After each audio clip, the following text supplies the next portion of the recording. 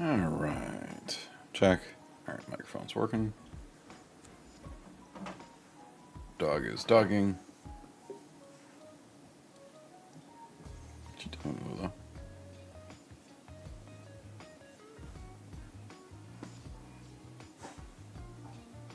Okay. War dog is war dogging. Looks off a little. All right. Well, made a lot of progress during the week as far as the building goes, and all that to get comfy, and you're leaving.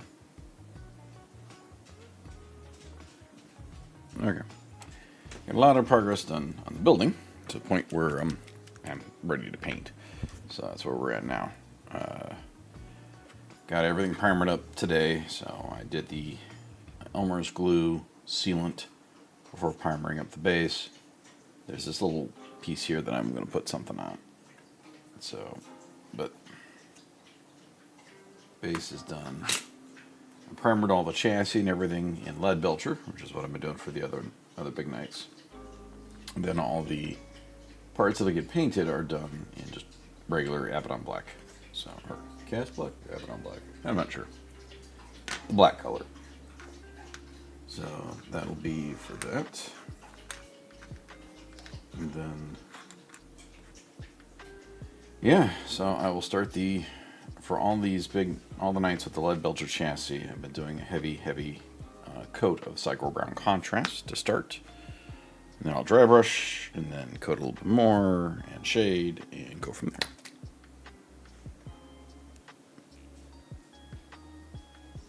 Listening out for the dog.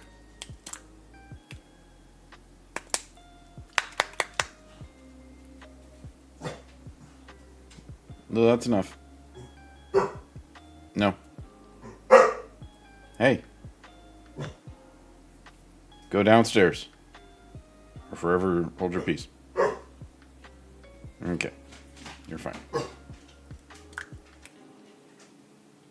Mommy is out. She'll be back.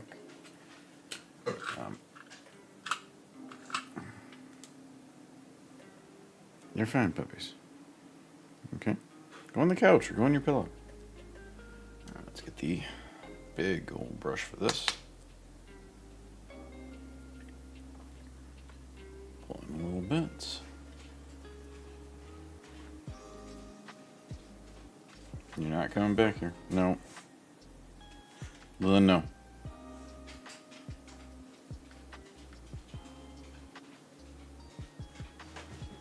There you go.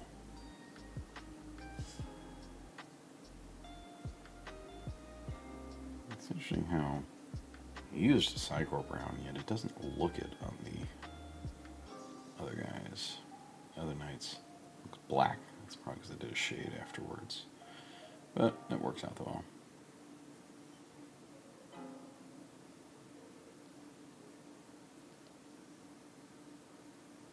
You're fine, puppies.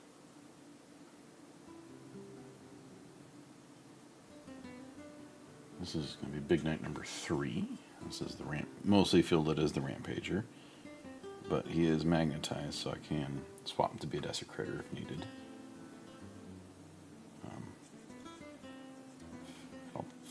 I mean, in absolute worst case, I can make it another Abominant. I've got the weaponry, but I don't foresee a need for a second Abominant.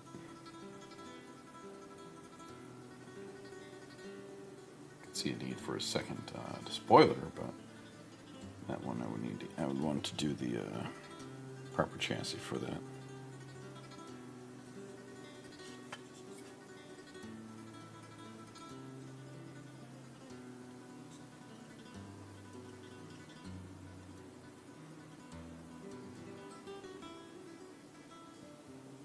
Don't know how busy things will be, but we'll see.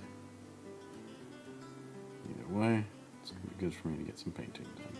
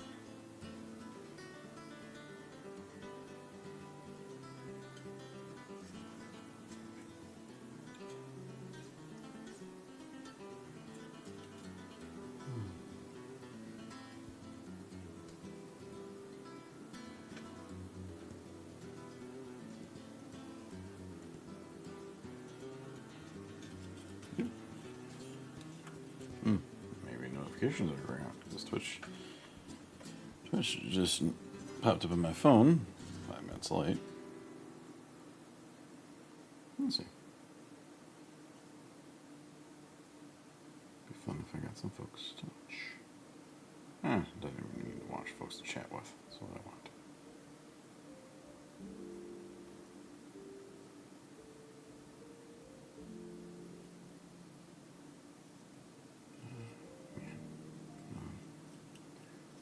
Feeling very low. this out with friends. Something I desperately want to do. For a reason I'm working hard on these nights. To get them done so I can get in a league for 11th.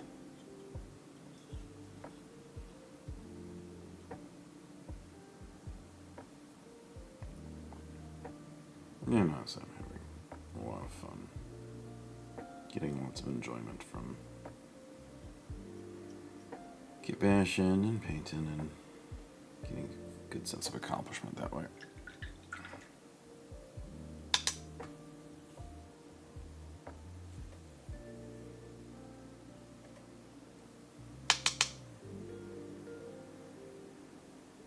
Hello there, Demon Slayer. How are you doing this evening?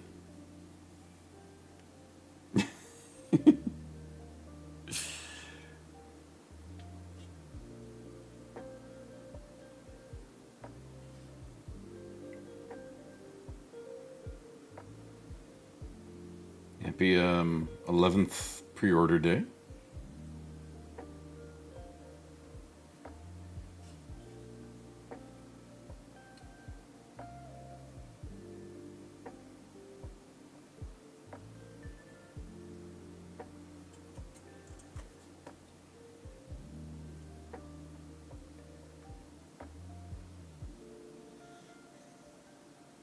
Oh no, you're so sad, Lola. I can hear you sighing from 20 feet away.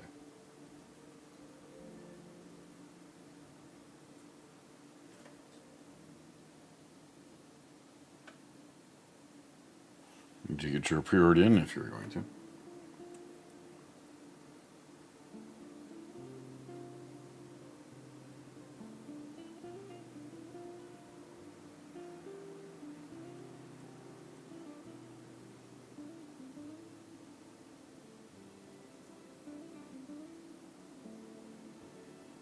So Miss Demon's Cousin's bookstore sells rumor supplies.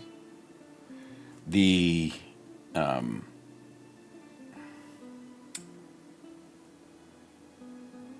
I went to the Warhammer store just because I want to support that store specifically because the manager is just a really good person, and he has 36 in store already. So he's like, look, he wasn't sure how the pre-order was going to work. And he's like, if it doesn't go off, I have plenty. He's like, I can't get them out yet, but he's already got his store stock. So, and he had the box there open on display so we could check out the minis because he's working on painting up the store set for games. So the only, and I do mean only thing different with the pre-order compared to picking it up as normally is you get a fancy collector coin for pre-ordering. New models look pretty good. I was checking out the new orcs and really, really digging them.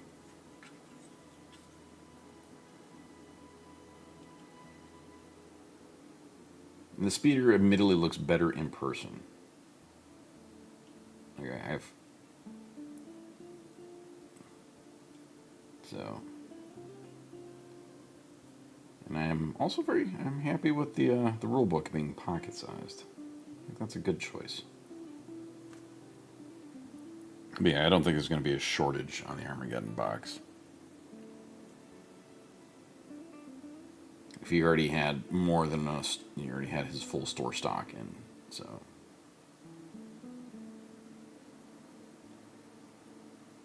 I haven't even opened up my collector coin yet. Into a Warhammer store.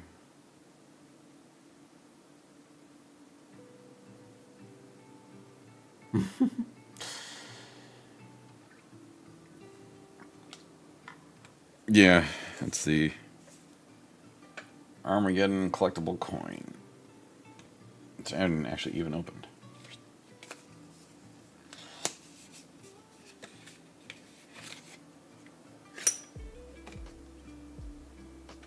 Nice. This is the coin you get for the pre-order. Is it worth the pre-order?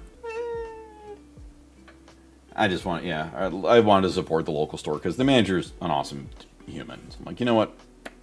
Hey, if I can potentially do something that I'm going to buy anyway and maybe get him a raise, fantastic.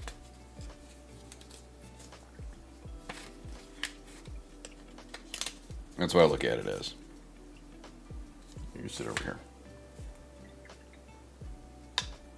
Yeah, he said, when I was talking to the manager, he said that they got their store copy Wednesday. And he's had it mostly assembled and half of it was primed. And so he's got to work on, get that done so that he can have it ready, painted to their standards and the way they want it by the 20th. So, some people aren't big on the, where's primed? I just primered this guy today. We got super violent storms last night here, and I had to go clean up a little bit of the yard and things this morning, and then finally I was like, you know what, I got a break. I want to primer this dude up. Yeah. The only downside of primering is like, a little hard to do it when the weather's inclement. And I just realized I have not taken a sip of the rum. Oh god, that's delightful. What color scheme are you running with your Necrons? Just traditional or something funky?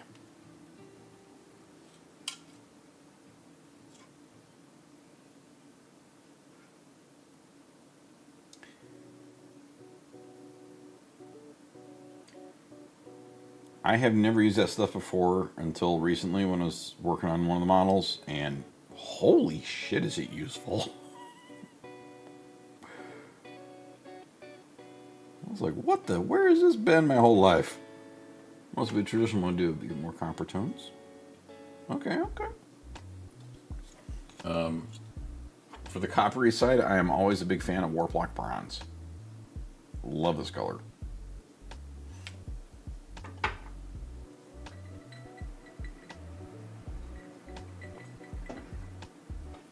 Or even, heck, I use Canoptic Alloy a lot, too. There's another good one. Kind of an off-metally. But yeah, that Blue-Tech stuff is handy dandy.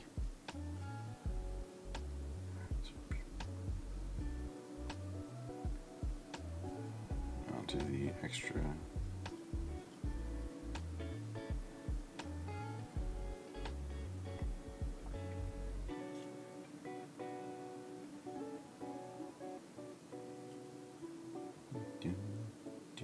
Like this. I did plug that hole, didn't I? I did, okay.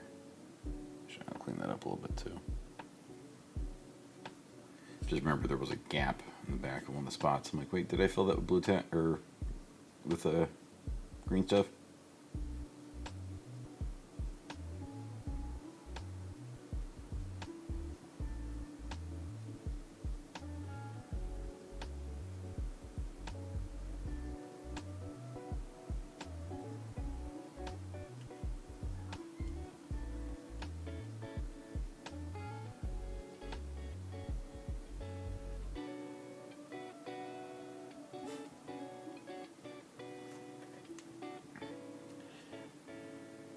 That is a very solid idea. I do have the priming handle. I got that as a gift. The GW's mini priming handle. So I have been using that. It's great. But that I use the blue tack for priming this. Like all these little pieces, all the little bits. I blue tack them to the spot I'm primering. So let me bump that up. Oh, wrong way. I blue tack like all the armor pieces and things so they wouldn't roll around or get blown away the way the weather's been.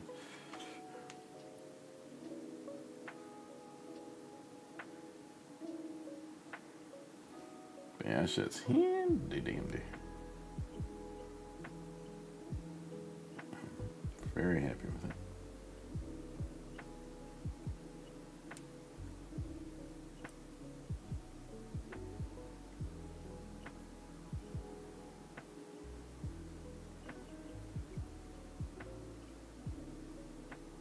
It's great for heroes.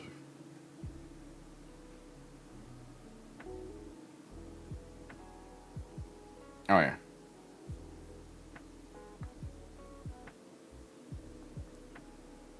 I'm all for the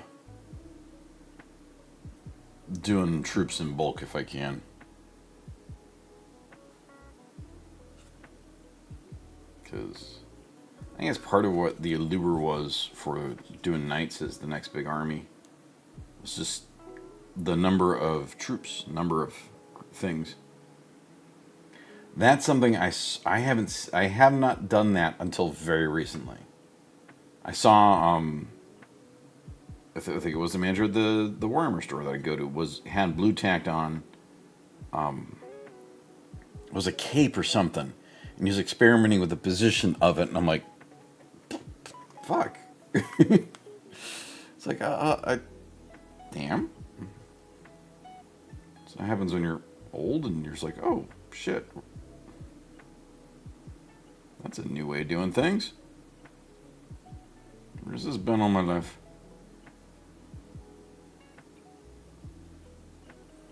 But yeah, I can absolutely see that, and I've done it a little bit for some of this, um, on the nights. Just realized I need to get in there. In there.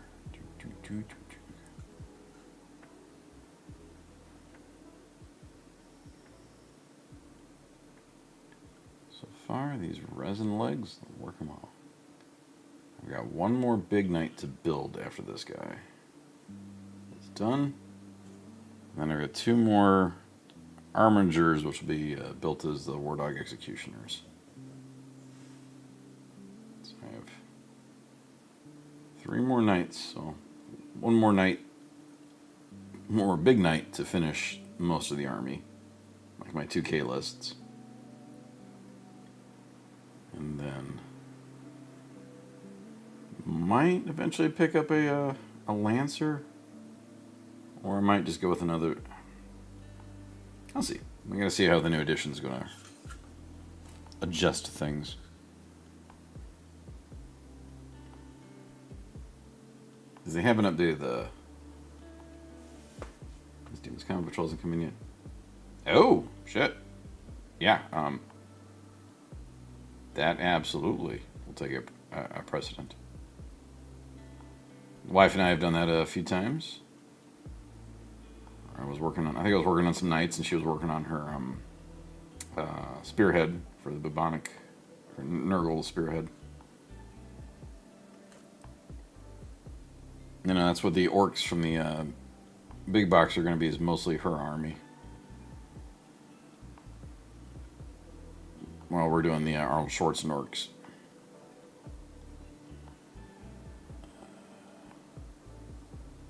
So I'm going to have to kit bash a lot of orcs.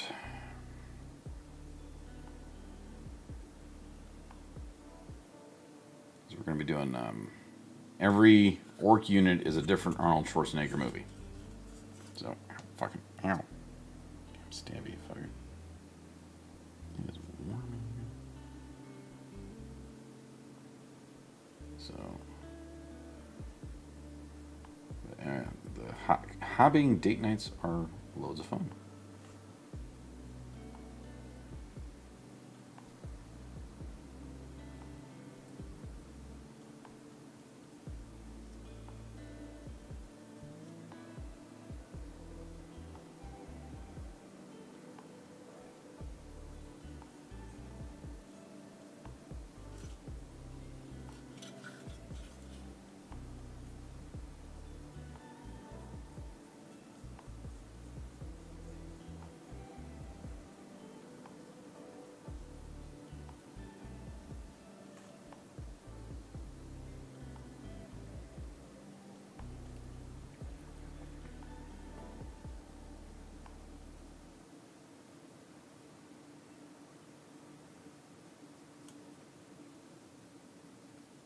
this in there. That's a Sagor Brown.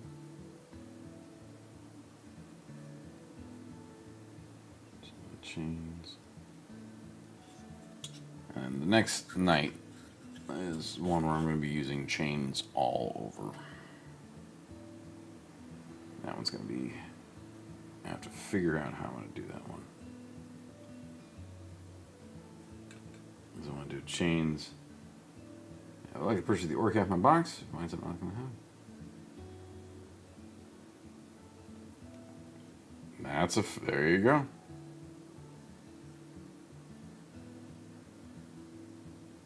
That sounds like a solid plan.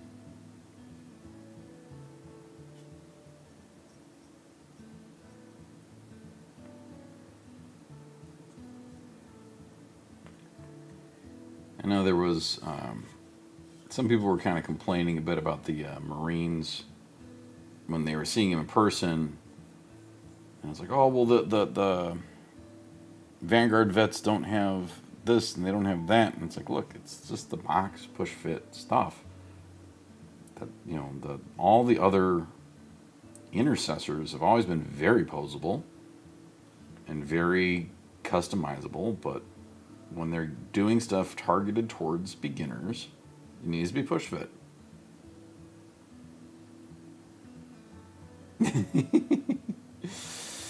Get them hooked.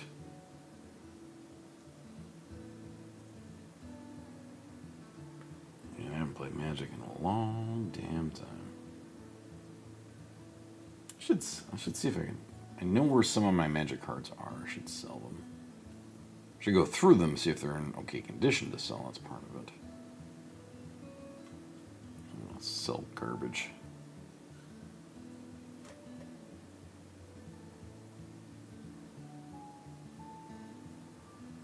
Get them hooked.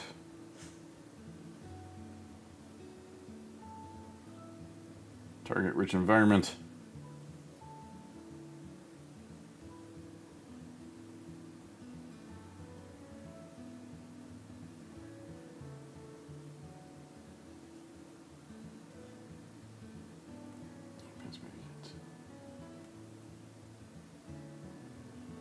Wife's gonna get that box out to friend.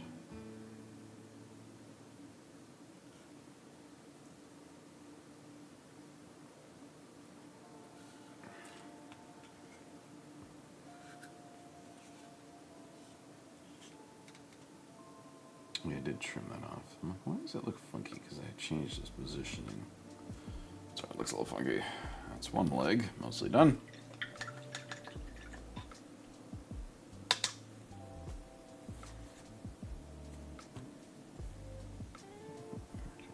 Keep this brush clean, maintain it.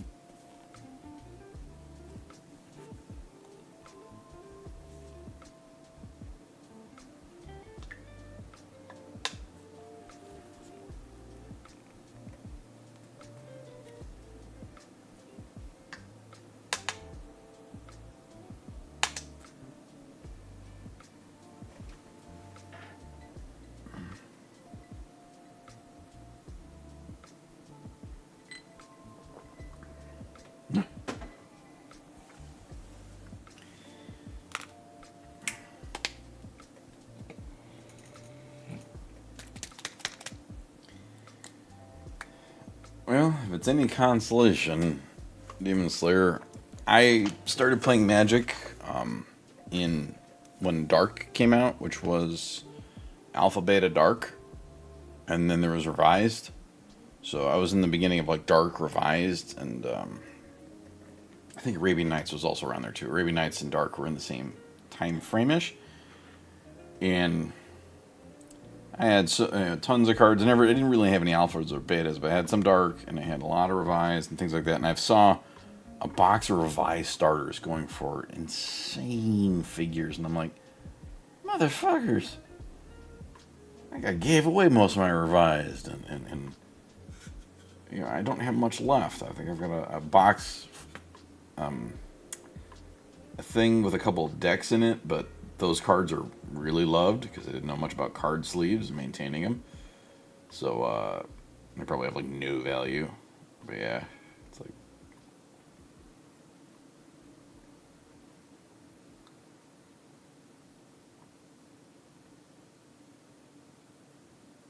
land. It's 350.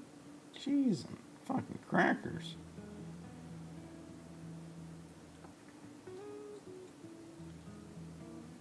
Nope.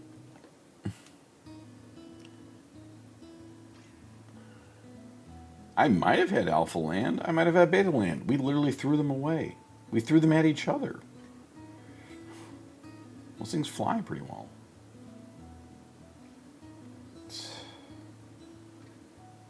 Oh well. Such is life. Sometimes you get the cool stuff, sometimes you don't. Sometimes you feel like a nut, sometimes you don't. Almond joys have nuts, mounds don't. Sorry.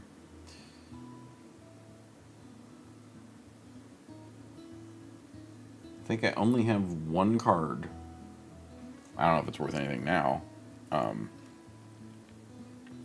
From the original Star Wars collector card game. You have the cardboard crack and don't regret it.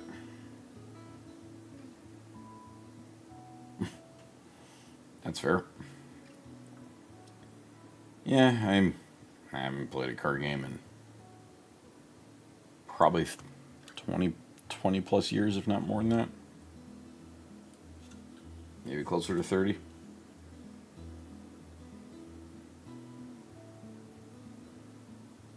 On to leg number 2.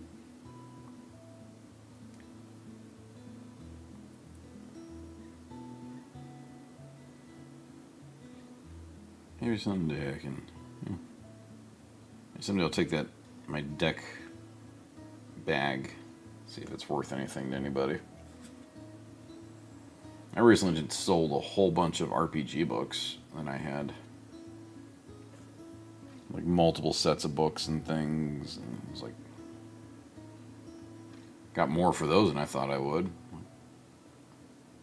I know if I took them to half price books, it would have give me fucking 35 cents, but I took them to a guy that buys and sells old game stuff, old gaming. And he gave me a decent figure, $100 for all my L5R books, which included second set of copies from a friend, and then another like 150 for a bunch of other books I had collected over the years. It's like, yeah, they're just sitting in a shelf doing nothing. So I've debated, possibly selling my Grey Knights, but I like my Grey Knights. My first really fully completed armies. So there's a midget boy up there. Did a midget boy up there? I did get to feel old today while I was getting the pre-order in for Armageddon. Waiting in line, just chatting while we're waiting for the time for it to brain stop for pre-order to open up. Sitting here chatting with a guy in front of me, and we were talking about what we're looking forward to, or saw and would like. And he's like, "Oh yeah, I've been playing, and I picked up the game." Like 4 or 5 years ago, and I'm like, oh, I've been playing for a while. He's like, yeah, man, these guys need new models, blah, blah, blah, blah. I'm like, yeah, they've gotten some newer stuff, it's okay. And he's like, yeah, man, I started playing and he said it again, started playing like he said 2021 or something like that. I think he was trying to flex, I don't know, nonchalantly. He wasn't coming across egotistical, but he's like, yeah, man, I've been playing for since 2020 or 20. I think he said 2021. I'm playing for 2021, man. Yeah, when did you start playing? And I'm like 1994, and that stopped him. I'm like, a lot of my models were around before they were plastic. He's like, oh man, resin. I'm like, no, pewter. He's like, what? I'm like, the models were metal. And then that really hurt me because I'm like, God damn it. I'm too old where I'm like, oh, I remember the models being metal. And people are like, don't even remember that was a thing. I felt like I needed a fucking cane after that. Prepare me while I crumble to dust.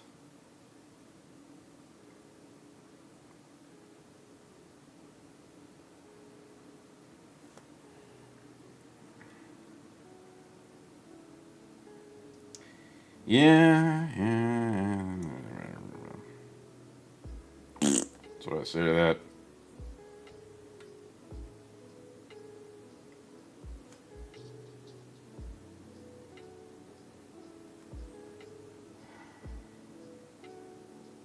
Retro console, my ass.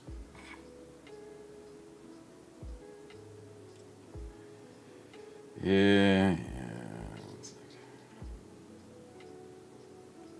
It's funny because I got coworkers who we have one of our newer coworkers, or one of our newer folks in my work. She's fresh out of college. Nice person. Does her job very well. Exactly. There was no patches. The game just fucking was. Because they ain't patching the CD.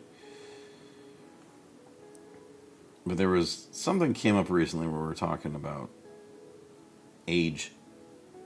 And the young coworker said something. I was like, what? And she goes, oh yeah, I forget it. You're older than me. And I'm like, look, I'm old enough to be your parent and have it not be creepy. I'm like, my kid is far closer to you in age than I am by like large quantities. So,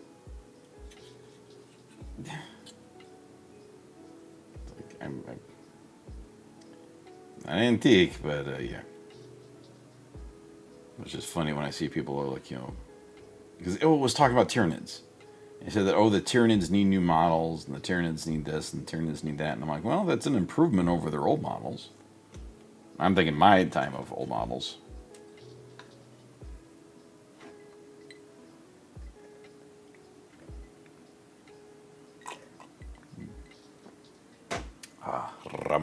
Rum.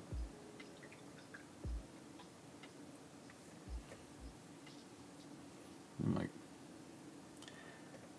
frankly, not fine. Hot take, the Tyranids look really damn good. The only Tyranid I would think that could maybe use a refresh is Gargoyles? But even then, I think they're fine. They look good. Like, the Norn? I love the Norn Emissary. The Lictor looks awesome now. The Lictor had nipple claws. And I mean it in the craziest way. The Lictor had nipple claws. I have to show this to people. I'm bringing this with me tomorrow when I go to the GW store, in the Warhammer store, so I can show him. So he said he'd be there tomorrow. But I ain't kidding when I say the Lictor had nipple claws. The new Lictor is a fucking monstrous improvement over this. Like, ridiculously so. I mean, look at the Warriors. These guys have their beaver teeth and just fucking goofy. Mind you, some of the old models were pretty good. Like, honestly, the Hive Tyrant holds up. I still think that one holds up pretty good. He is improved. Screamer Killer, yeah, he got a glow up. So, howdy, Dark Owl. I ain't no boy. I surpassed boy long, long ago. Boy. I was talking about my aging experiences getting my Armageddon pre-order in today. Talking to someone who didn't know that Warhammer models used to be metal. And that hurt me. It hurt me a lot. But how you doing today, Dargo?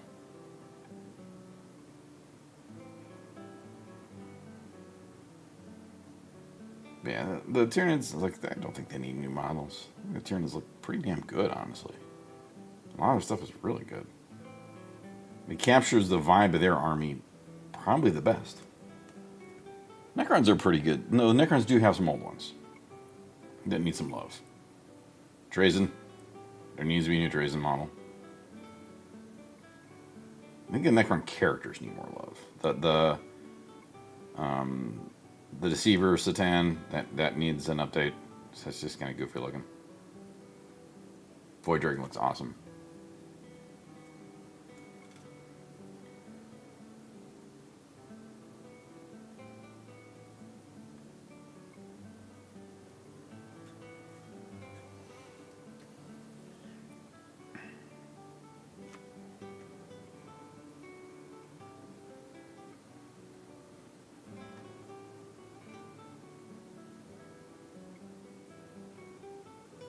But there's probably one of the armies that needs the most.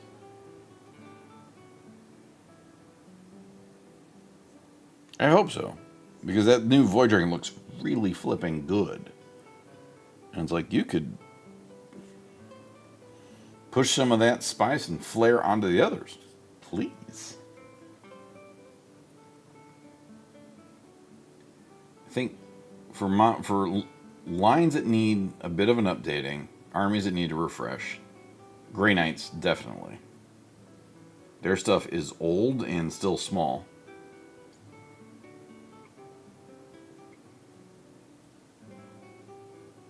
Wispy Abmans. He worked hard on those abs. Although cutting the gains. I feel Grey Knights, I think, definitely need love. They need to be put into the Primaris scale. Because they look tiny compared to regular Marines now. And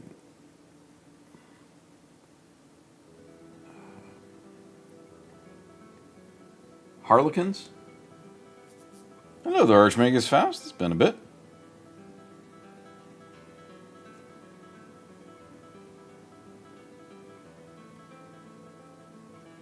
Welcome by, good sir.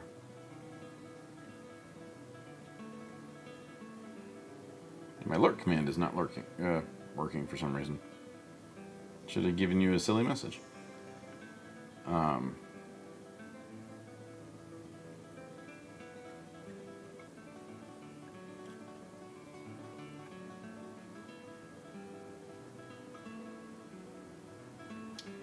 But the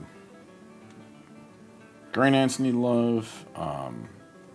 Harlequins, I think those are the oldest models now. They're like as far as potentially, fieldable groups.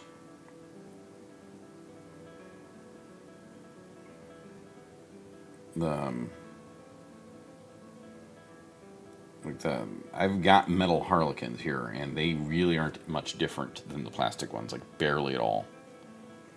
So some new Harlequins, but I highly doubt Harlequins are going to get any love. They're too niche, though they did get 2 detachments on the thingy, which was really odd. It's really weird. Honestly, it kind of makes me want to buy a bunch of Eldari Rangers to go with my Harlequins. And do a shooty clown army.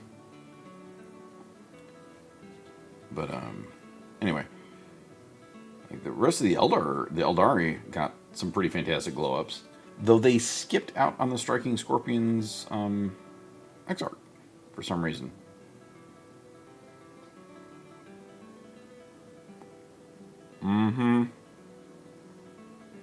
Necron's getting Assault is fantastic. Like the Endless March thing.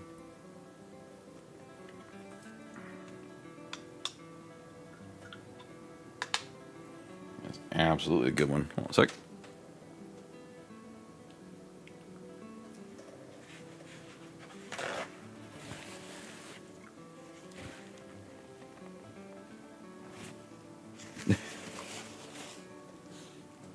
Amen to that. Yeah, I understand that well.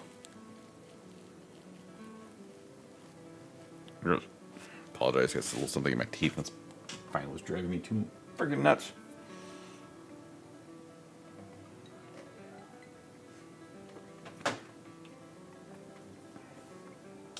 And the funny part is, I read that as got, even though you typed for. I know how it goes. But no, the Necron getting the assault. Nicely done. Nicely done.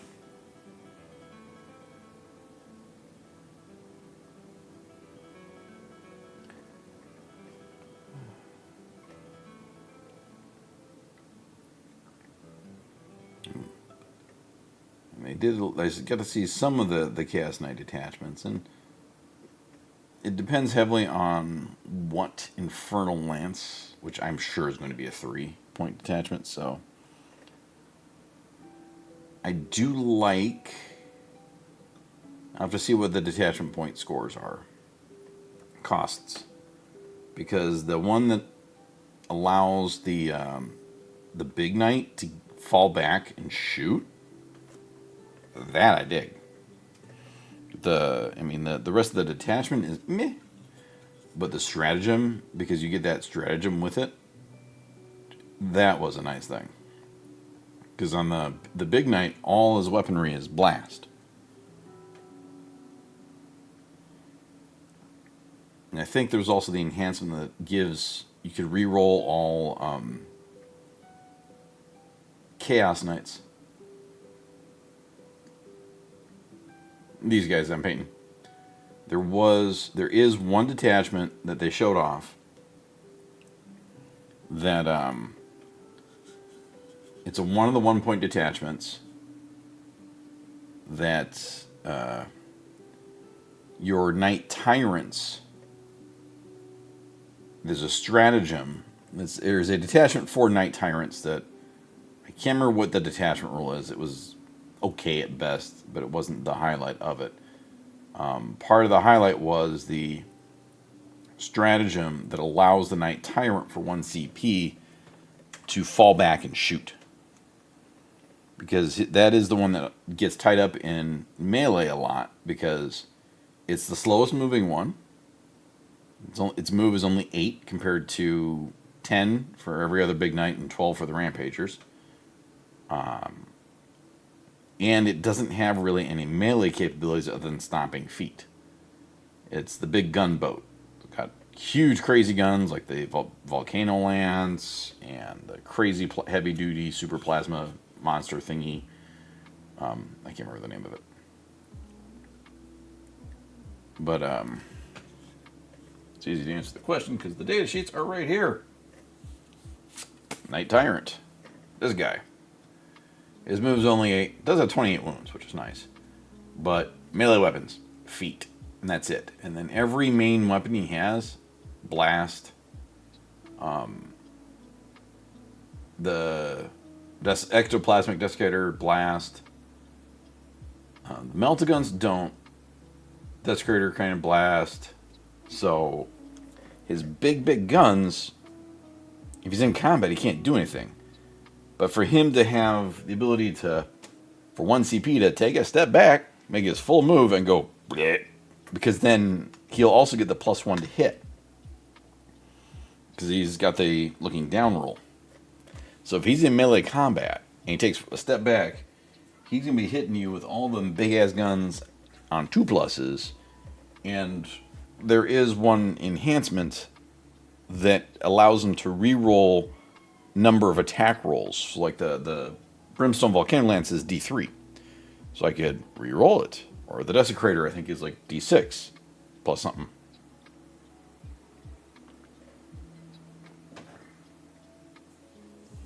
So that looks promising. Now there's another detachment, because that's one of the 1-point detachments. There's another detachment, like a 2-pointer, that works well. I could possibly do that, because I want to field the big stompy. He's not stompy, but big, bonkers shooty knight.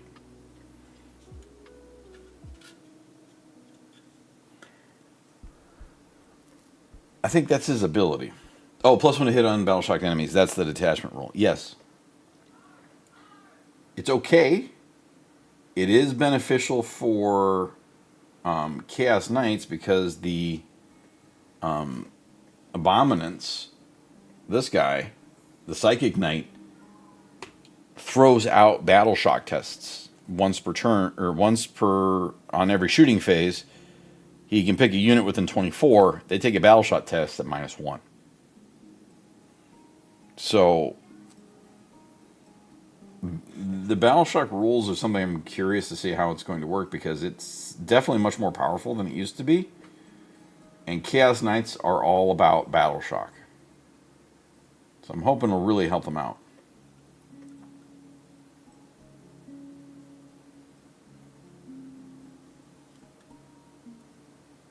But, you know, for the big guy to get... So he's in melee combat, charged by somebody, because things move fast now. Spend that CP.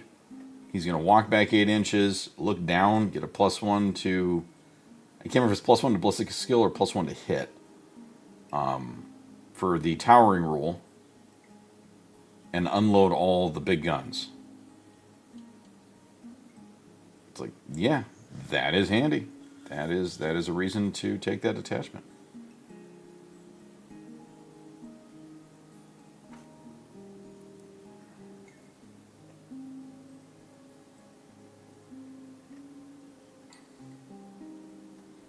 So, I'm curious. I'm genuinely excited. I'm going to stay open and positive. I'm sure shit'll be broken from the get-go, because people will find ways to break stuff. And despite what people say, you know, GW can't play test everything. There's only, you know, there's not that many employees. So they can't play test all the random bullshit crazy combos that are going to happen. Because people are going to think of shit that they never did. What's up, Jersey?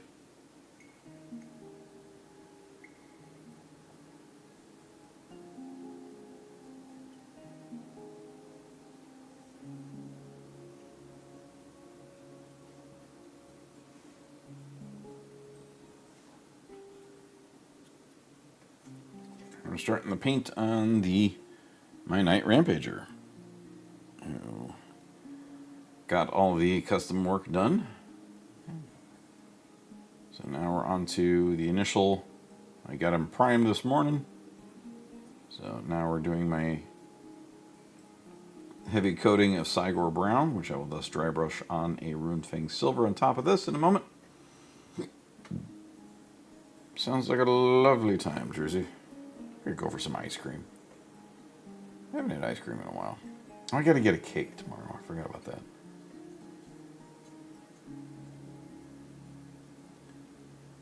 Ice cream sounds delightful. Yeah, so right now we're doing...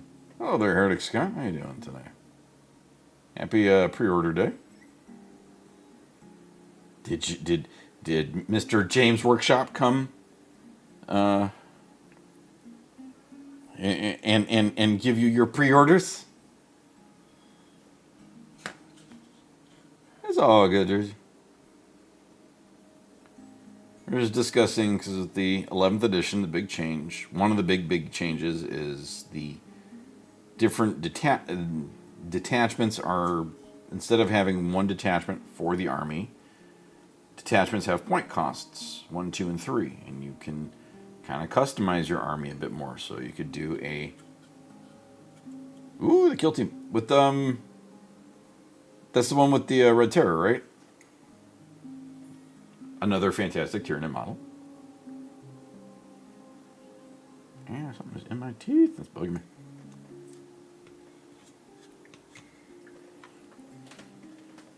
Sorta.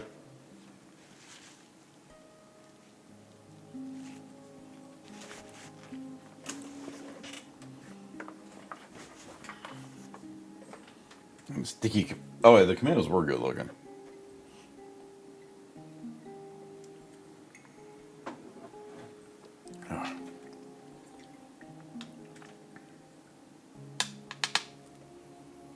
Yeah.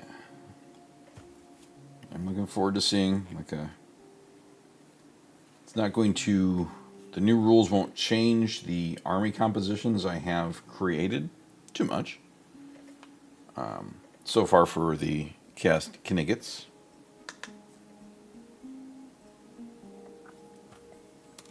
But we'll see. I'm genuinely positive. So the Heretic Sky, the only thing you missed out on with the pre-order, and it is literally the only thing, is the fancy schmancy pre-order collectible coin. So that is the Armageddon collectible coin for the pre-order. So just park that right over there.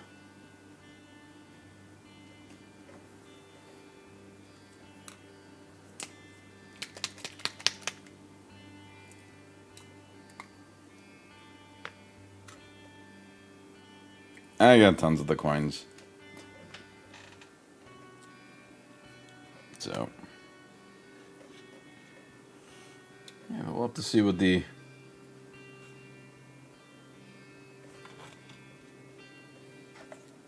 Alpha Legion one. Is that the black one?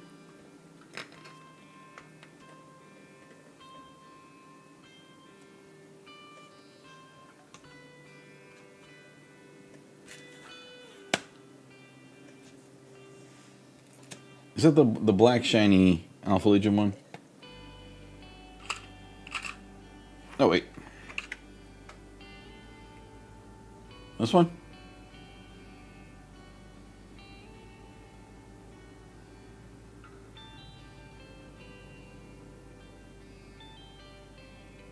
This is the one you got for books.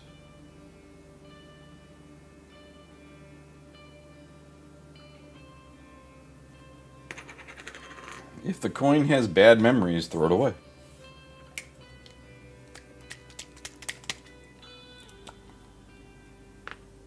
There's no point in holding on to it. But as far as I know, that Alpha Legion one was from there was the reading event. So, like, if you picked up books, then you got one of the coins. Oh, then he had extra. That works. Black Library. I don't know why I couldn't think of the word the Black Library thing.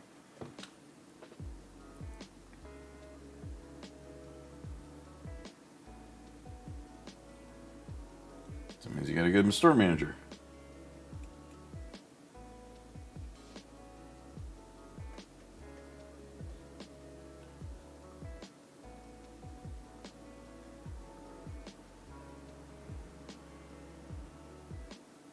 That's why, honestly, that's why I did the pre-order at the GW store. At the Warhammer store.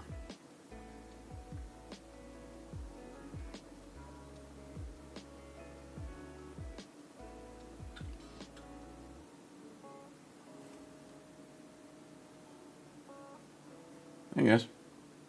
I mean, if you're...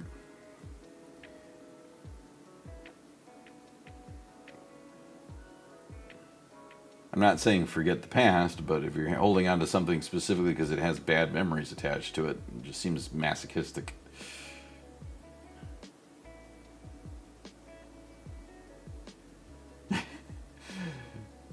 That's the way they should be. That's the manager should be like, hey, let's, absolutely get folks into it.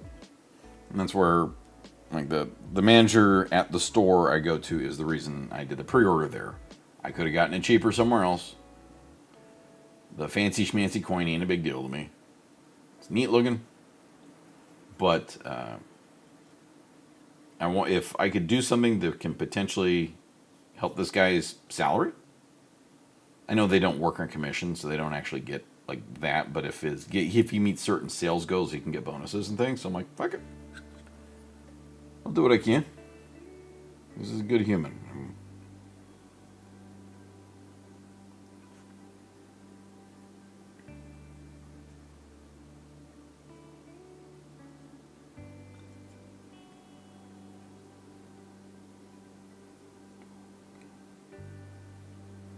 So that's what I'm all for. I'm like, hey, if I can help support a good human, I will absolutely do that.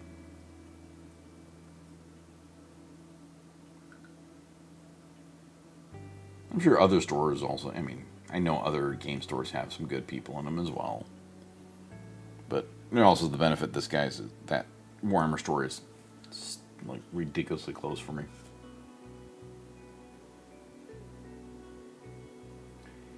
It's so I've talked at length on slower Sundays with the manager there about how it works for them.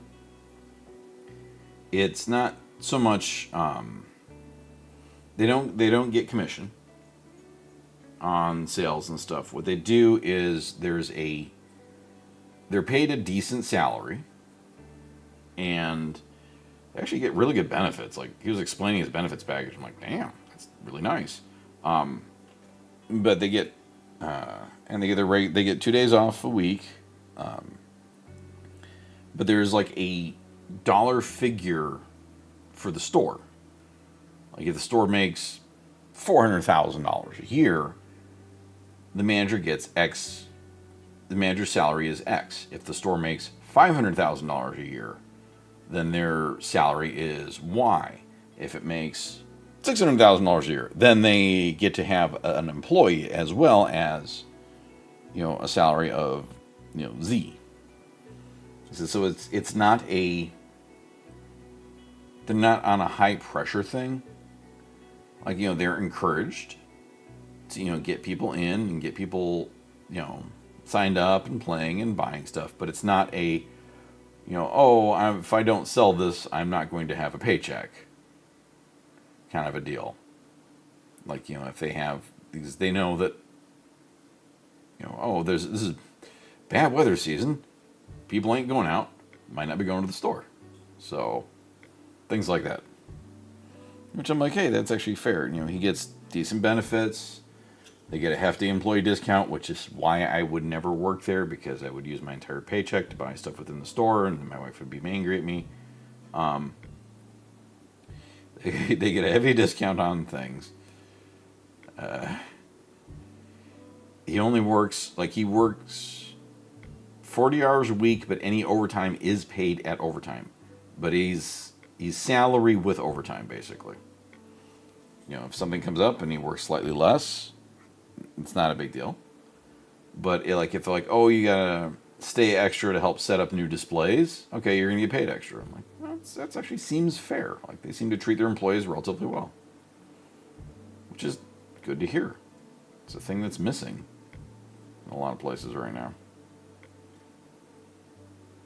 I'm actually spearheading a program at my work to treat our employees better. But yeah, when he explained that all to me, I'm like, okay, that's fair.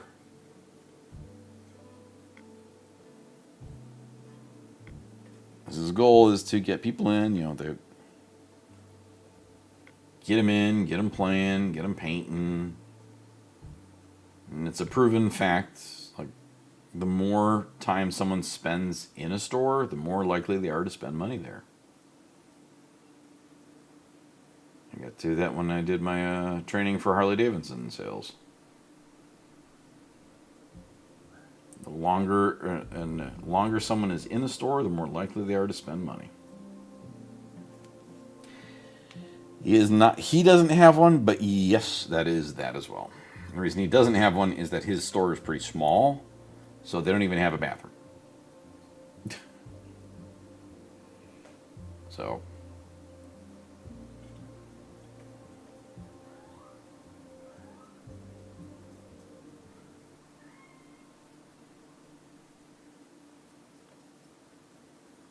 hello there, Frost the Durg. How you doing this evening?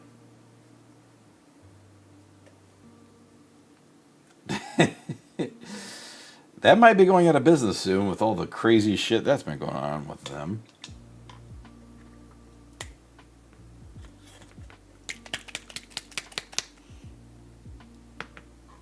There's a bathroom really nearby. There's an ice cream shop like 2 doors down, but his space just doesn't have one. So, but the Oberweis, the ice cream store just the 2 doors down is like pretty understanding. And honestly, it's like, okay, oh no, I need to go to the bathroom. I'll get some ice cream while I'm there. Good. Chilling, thinking about what my next purchase will be. Well, happy pre-order day. Your my advice, your next purchase, maybe 11th edition.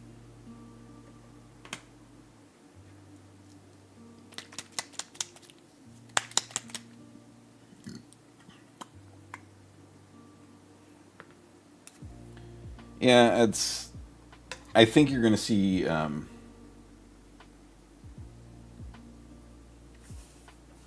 I think you're going to see more of the Bricks and Minifix stores possibly sell off their franchises and go independent because of literally how bullshitty and evil they've been in the past month. But yes, Frost. So what are your current thoughts, or what are your armies for Warhammer? If 40k is your thing. 11th, I want to continue dedication to the Hive Mind. Woo! Well, I am a fan of the Hive Mind. I do have custom Tyranids. I'm working on Chaos Knights at the moment because I felt like big stompy robots called out to me. But there ain't nothing wrong with the big ugly space buggies, and they're just hungry.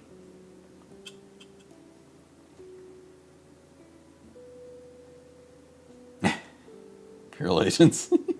The Wolves of Fenris are awesome. I do have some Space Wolf models just because they're cool looking. Like I got the Wolf Priest and Logan just because their models are fucking fantastic.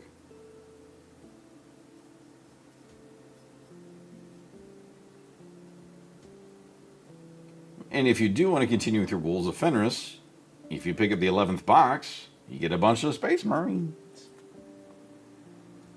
You get some troops to bolster them Fenrisian fellows. Yeah, that Logan model is just top notch. That's why I snagged it. That and I think the Wolf Priest has one of the best auras, like aura farming of a model I've seen in ages.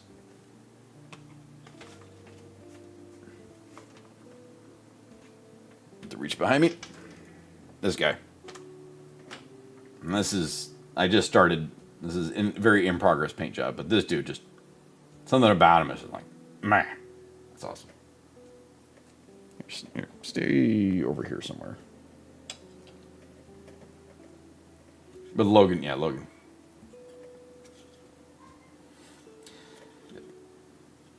I have seen that, and I agree. Logan's pretty fucking powerful too. But yeah, if you were to get them Space Wolvens, if you go with the 11th box, you can have lots of Space Wolves to do stuff.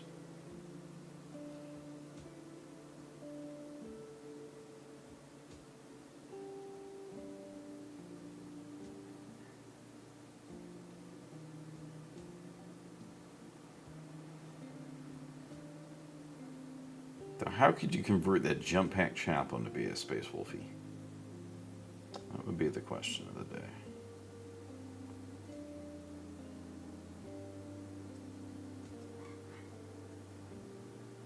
Daughter's enjoying her time right now, I can hear. Now, speaking of wolves, there is that one. Don't know how it's comfy.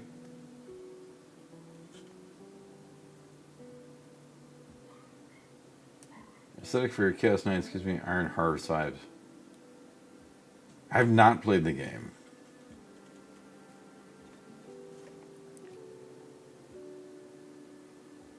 I'll have to take a look at that. I do not know that game. My Chaos Knights are Khorne themed with various colors and things. Khorne is in the Chaos God, not the delightful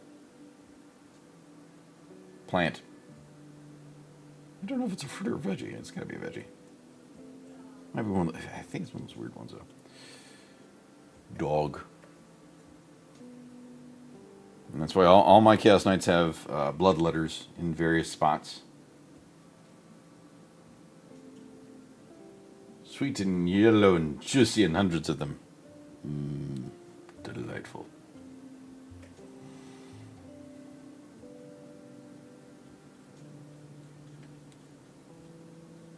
This is just the base coating for these knights, because it's the primered and then Cygor brown contrast and then dry brushed and then highlighted and then topped up. Quick notes: Imagine World War I went the path of walkers to tanks. Okay, I think I've seen those models then. I wonder if they had a booth at Adepticon. Crystal Wind Gaming. Corn is weird. Botanically, it's fruit. Okay. Crystal Wind Gaming followed your channel. Well, thank you for the follow, Crystal Wind Gaming. And thank you for answering my internal question of, I had a, like, what is corn? Because I couldn't remember if it was a fruit or a vegetable. But in my brain kept saying, it's one of those weird ones. It's a tall-ass grass, because they had a corn plant over here inside the house. It's like 6 feet tall. But yes, it is heresy. That's why I'm doing the Heretic Knights. Seriously, it's grass? Okay. I don't know much about botanical stuffs. I paid to have the lawn redone.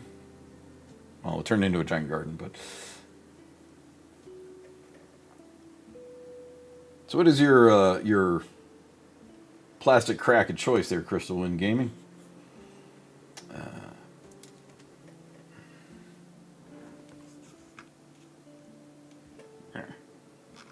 Frostadurg is debating on if they want to expand their Wolfies of the space variety or continue with the delightful hungry hive mind.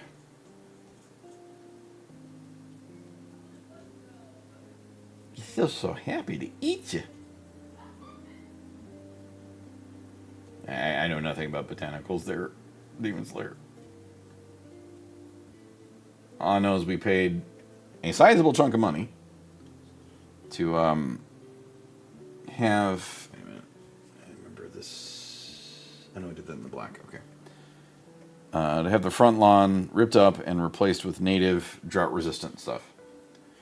The fart dog is sleeping and somehow not farting. You got Dark Angels. You've got the Empire's favorite gothy boys. I, too, have the Sons of Mr. Johnson.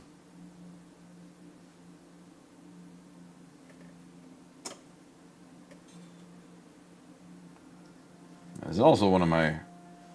I got too much shit. The dog is dreaming at the moment. I hear snuffling and she's twitching.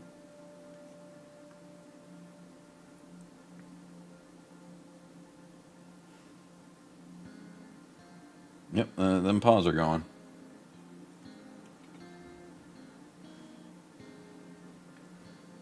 Just got done my first base. I realized now that I've done this mistake. The first model I got to paint, a Ballistus Dreadnought. My Ballistus Dreadnought sitting behind me. Not fully painted. Yeah, that one is a bit of a pain. It's not that bad though. Honestly, it might not be that bad. Might be a better model than you think to be one of your first big models to work on, because it's relatively forgiving. So, and you'll be able to kind of flush out some paint schemes and things like that. What I'm working on now is these heretical knights, which are like that brigand up on the turnstile there. This one is going to be the Rampager, who has some very extreme weaponry that I decided to have too much fun with bits. So, but the Ballistus is worth the effort of having painted, because the Ballistus is a solid thing to have on the battlefield. It hits really hard, tends to be pretty tough to kill, and is not too bad at moving.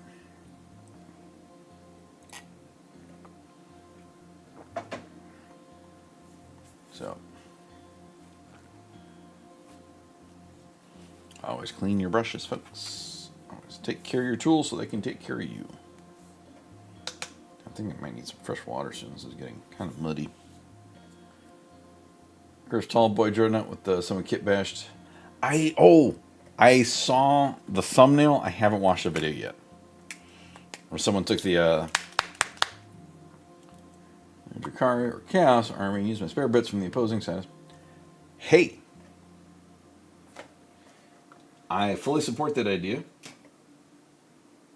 I have extra glue. I bought that glue at some point. I don't remember doing that. That's a problem. I fully support that idea, Crystal One Gaming. I also highly recommend picking this up. Because it comes with a literal, and it's $38. Comes with a literal shitload of fallen stoofs. To the point where come over here, pain in the ass, spiky motherfuckers. This is my Chaos Knight. It's a spoiler. Yes. They all have names, and I gotta remember which one is which. And on that shoulder pad is all sorts of battlefield trophies. Look, you got skulls, I got custodians, I got Eldar, I got Tyranids, I got guard, I got a Terminator. So I highly recommend the ability to toss skulls everywhere is fantastic. Fucker, stop stabbing me. Stop stabbing me. Get down there with your friends. And if you are picking up Chaos, be cautious that they will stab the shit out of you and potentially draw blood. That is just Chaos. These Chaos Knights are the first models in a while that actually have drawn blood from me. Specifically, it was one of these shoulder pads that have these or no, it wasn't the shoulder pad. No, it was the shoulder pad. Oh, it was one of these. There's hard to see, but there's small spikes. The camera's not going to catch it. I can believe it is a sacrifice. I have seen the Drukhari. I don't know how spiky. Like, I've seen them. I don't know how legitimately sharp spiky they are. Like, these friggin' spikes on the back here of this thing, these will actually draw blood. And the shoulder pad on that one has.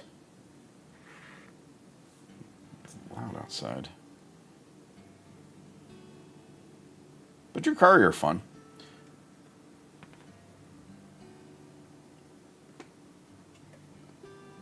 Yeah, I'm all for keeping your bits and using them on other stuff. Heck, this knight here, which I'm building this one as to be fielded. This one is built mostly to be fielded as a Chaos Knight Rampager, who is the melee-focused big knight from the Chaos Knights. And he always has a claw on one side, which in this instance I gave the claws holding a dead Wraith Knight head that I hollowed out, inserted some Eldari bits and lots of wiring stuff. And on the other side is always supposed to be a giant chainsword that I made into this really weird slaughter claw nuttiness of extreme excess. These fuckers are sharp too. So, keep your bits. They're great to be used on other stuff. Spikes are hardcore. I would never use fishing hooks, but knowing me, that's a problem. I would hurt myself. That is true. I just bought the Dark Angels upgrade kit, and after the dreads paint up, Raven Wing bike riding icon interrogator chaplain next. Yes.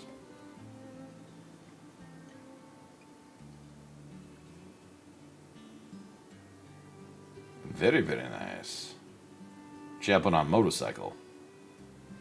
He's going to deliver the Emperor's vengeance on 2 wheels, baby. And that's true. Your people are less likely to pick up your models if they're going to hurt them in the process.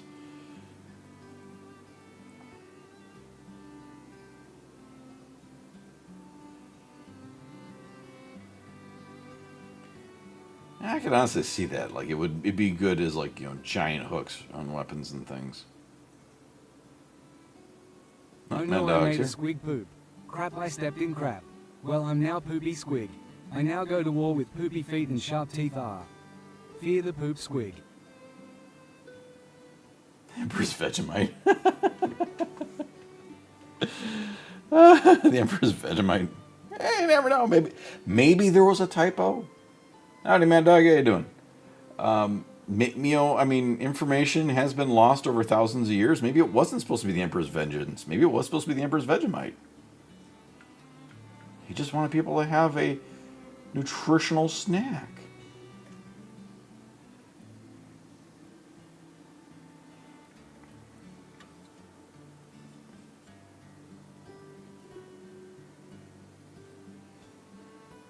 In the dark age of technology, lots of things got lost, communications get mixed up, stuff gets mistranslated.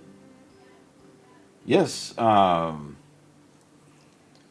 Crystal Wind Gaming is a Dark Angels player and has a Ballistus Dreadnought and will be working on the Ravenwing Chaplain on the bike next.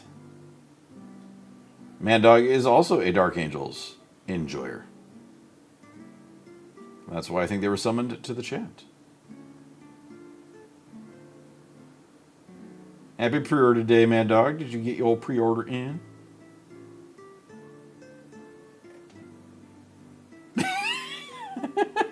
Corpse starch, now Vegemite.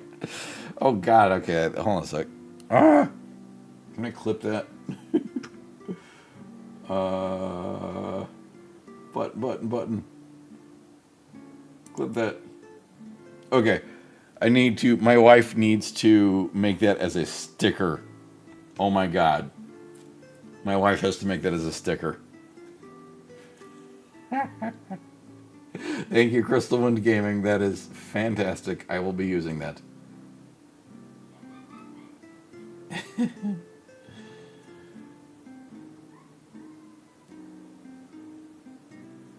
Damn straight. So for those that don't know, which should be few, because I think most everyone does, if I hit this button here, boop, if you are interested in a fun Warhammer 40k slice of life comic based on an orc and a squig and their daily life, check out Orc and Squig. The squig is based on that weirdo and her inability to be normal. Oh, she's sleepy right now, though. She scoots. Now she's scooting further off the pillow.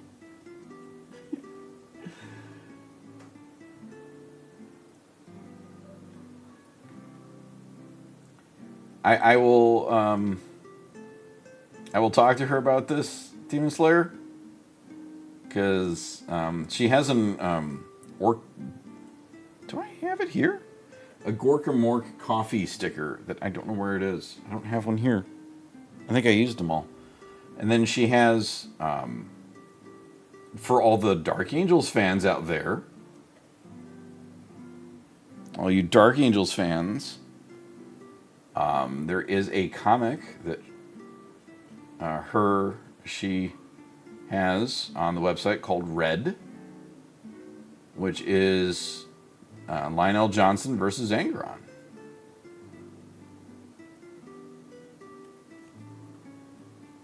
If you want a fun, small comic, you should check it out.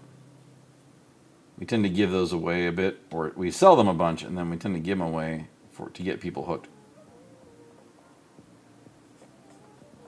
But yeah, Corpse Starch with Vegemite. I am absolutely going to be... With the No, not just Vegemite. With the Emperor's Vegemite. So we'll have to do a play on words for... Instead of the Emperor's Vengeance, the Emperor's Vegemite. I'll have to think about this. We'll do this play on words. Did I tell you my Lehman Russ headcanon last?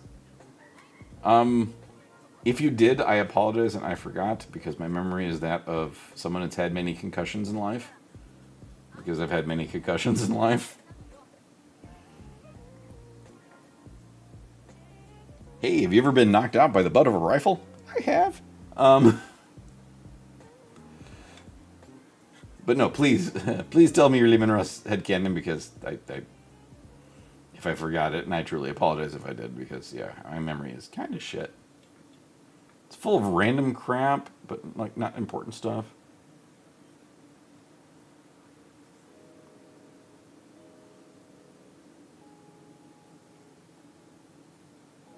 Slap on the Cygor Brown. I've connected two Dark Angels together. I will be doing a Dark Angels diorama at some point. I've already started kind of getting the stuff together for it from the book. So far, the only Ravenwing SQ I've got is the Bike Chaplain, or the Warp. Next opens up for dropping any more Ravenwing units in storage case. Nice. He didn't make it through the void, but when he exited real space...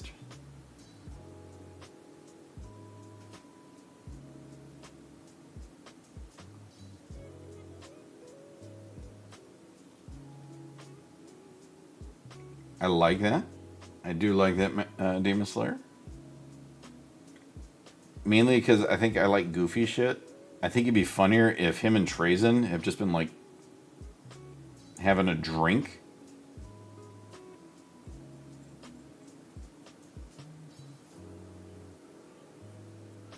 And Leaving Russ lost track of time.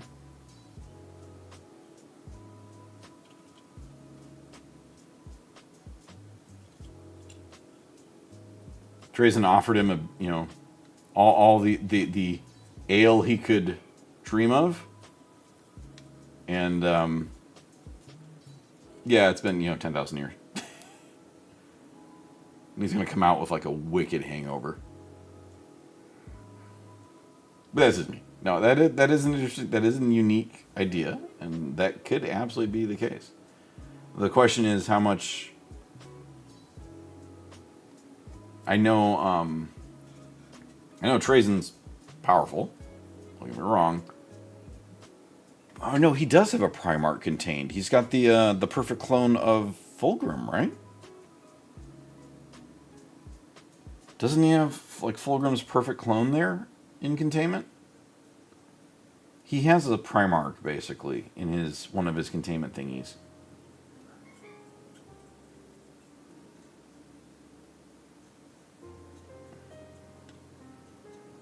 Damn, so many freaking nooks and crannies on this thing. Alright, puppies. Gotta get all the Cygor Brown in all these little spots. That's what I thought. Okay, that's the kind of shit I remember.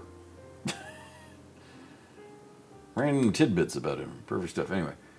Alright, now you've got Ravenwing Assault Squad, Ravenwing Reviver Squad, Sniper Eliminator Squad, 6 Black Knights. Company consists of more just the bikes. Nice. I'm curious, there should be some detachments that help the bikes. That was something they specifically called out in the previews, was if you wanted your army to be bikes and Terminators, with the new detachment setup, you would be able to make your army bikes and Terminators. And I'm like, oh, that sounds fucking Dark Angel-y to me. I'd be all for my army being bikes and Terminators. Because I got lots of Dark Angels Terminators.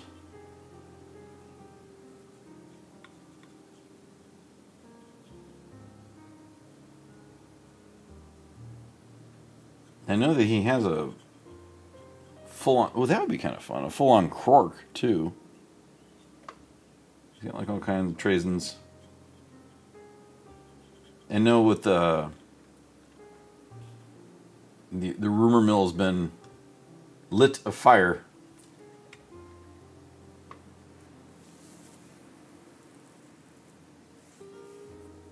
Done goof, which I bought a Razorback thinking,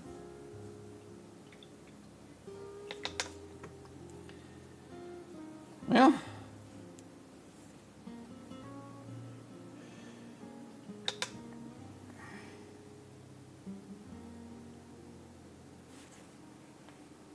it's still, I mean, the Razorback still got decent guns, so you still use it to, shoot shit. It does kind of, defeat the purpose of it being a gunboat transport. But, hey. I'm sure someone would. be interested in buying it if you want to get rid of it.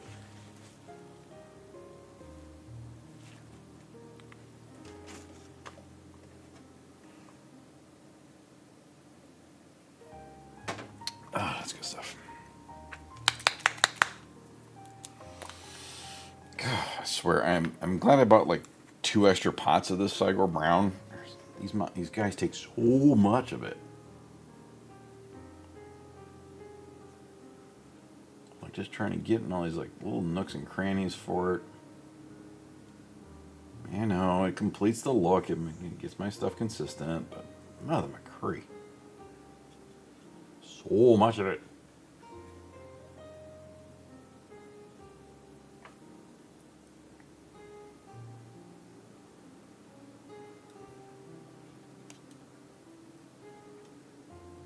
Trying to see where I missed. Because I know there's lots of spots that I missed.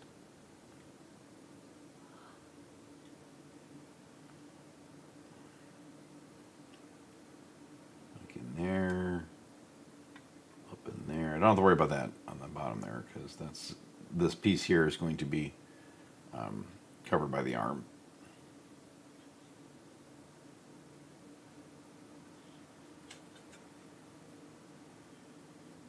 So don't have to worry about that. Largely built the thing up, glued it, only after it was all put together.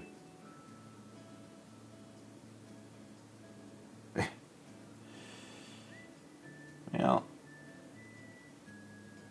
it's not going to accomplish the goal you wanted, but it's not a total waste. It is still a reasonable tank. And we don't know what, I mean, we haven't seen what the rules changes are yet. Well, no, I think the rules are out, but we haven't seen the data sheets for Razorbacks and stuff yet. So we don't know. Maybe that might have changed. Maybe they did it where you only be able to fit a 5-man Primaris in there or something. Who knows? Remember, a new edition literally went out for pre-order today. I went and did my pre-ordering because I am a consumer whore.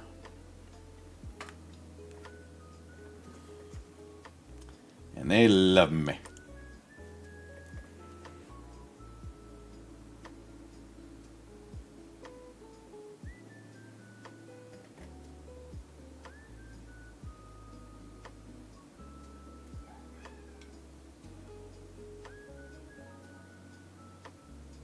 Mr. James Workshop likes me. I spend moonies. I think I got all this side, I think. I'll do this up here. I don't really need to do that up there, but yeah, it's better just to have it. Nope. See, I missed a pocket right there. See, realistically, some of these pockets and these little nooks and crannies, no one will ever be able to see, but I know if it's not done. And that will drive me fucking crazy. I know I missed that spot. And that's where it's going to lose my shit. Okay, I think I got... Oh, they're over there.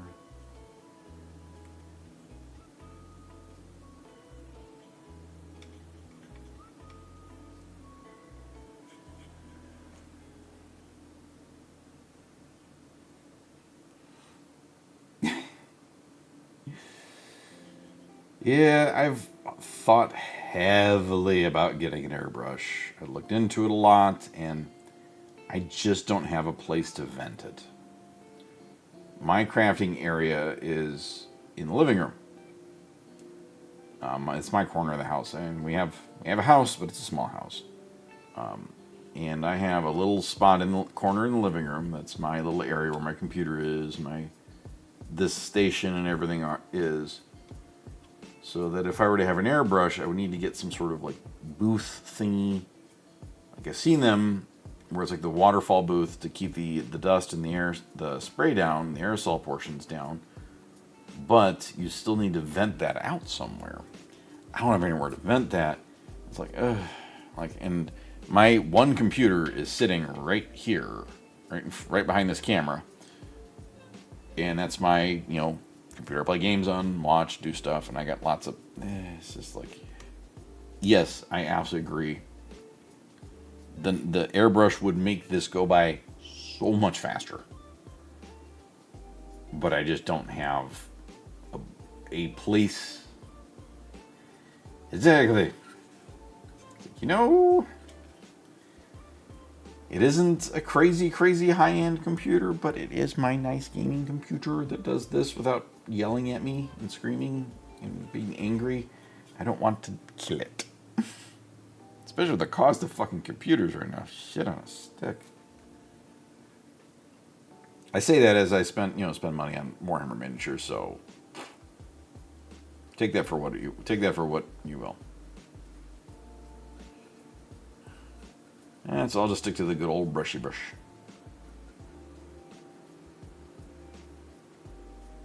What are you doing, computer? Speaking of which, the fan's going right now for some reason.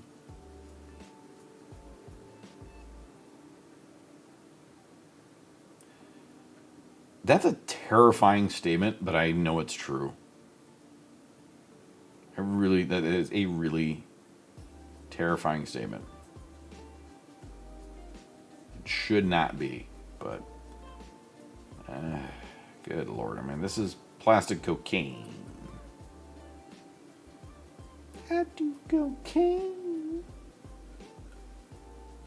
Mr. Roxo from Metalocalypse. Took a minute to remember what the name of that show was.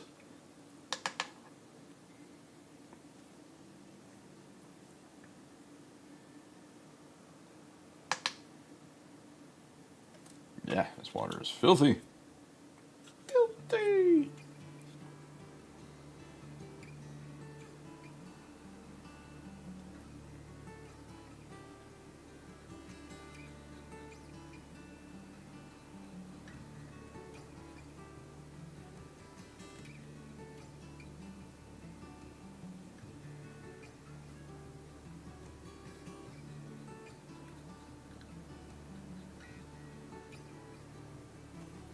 I was honestly a little impressed. I've been seeing more and more Magnet Baron sponsorships. They've been pushing hard, which is good. I like those people.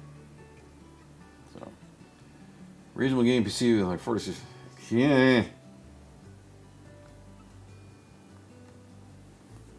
Fucking 3K. Good fucking gravy. It is just nutsoy.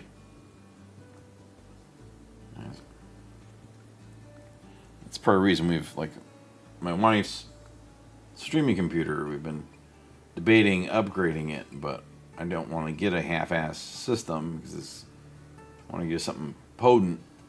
It's like, just the cost is insane right now to get her a good setup for, because she runs more cameras than I do by far, more powerful cameras.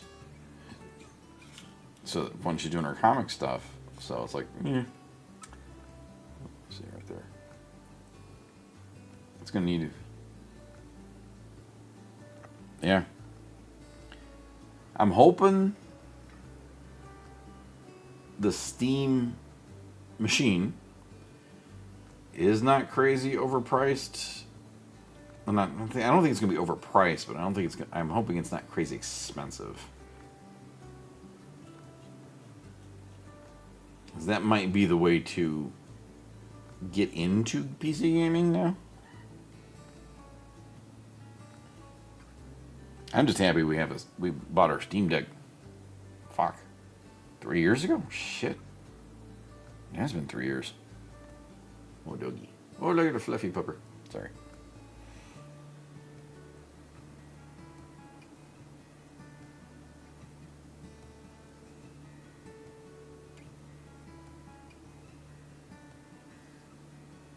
We bought when did I get the Steam Deck? We bought that thing when it first came out, so that had to be coming up on 3 years ago, I think. It's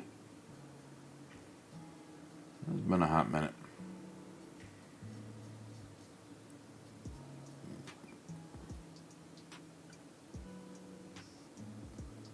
But I hope, well,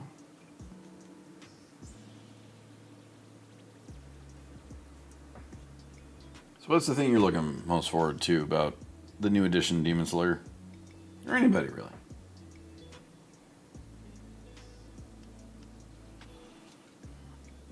What are you looking forward to the most?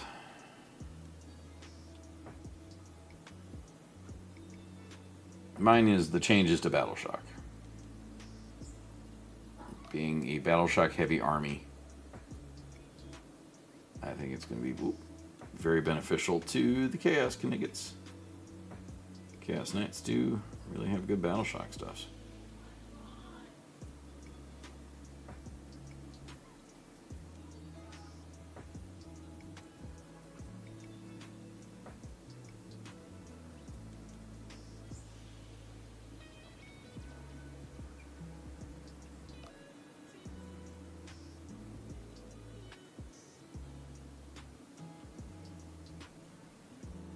I haven't read through the rules yet completely. I've been reading a little bit here and there. That's where I saw some of the stuff that looked good. So I didn't play 10th. My last tabletop board game is Fantasy. 3-inch move, keeping heavy. Yeah, the asymmetrical objectives did look pretty slick. Heavy, thankfully, doesn't affect most of the stuff I have at the moment, but it is a good change. It's definitely going to have some good effects on stuff.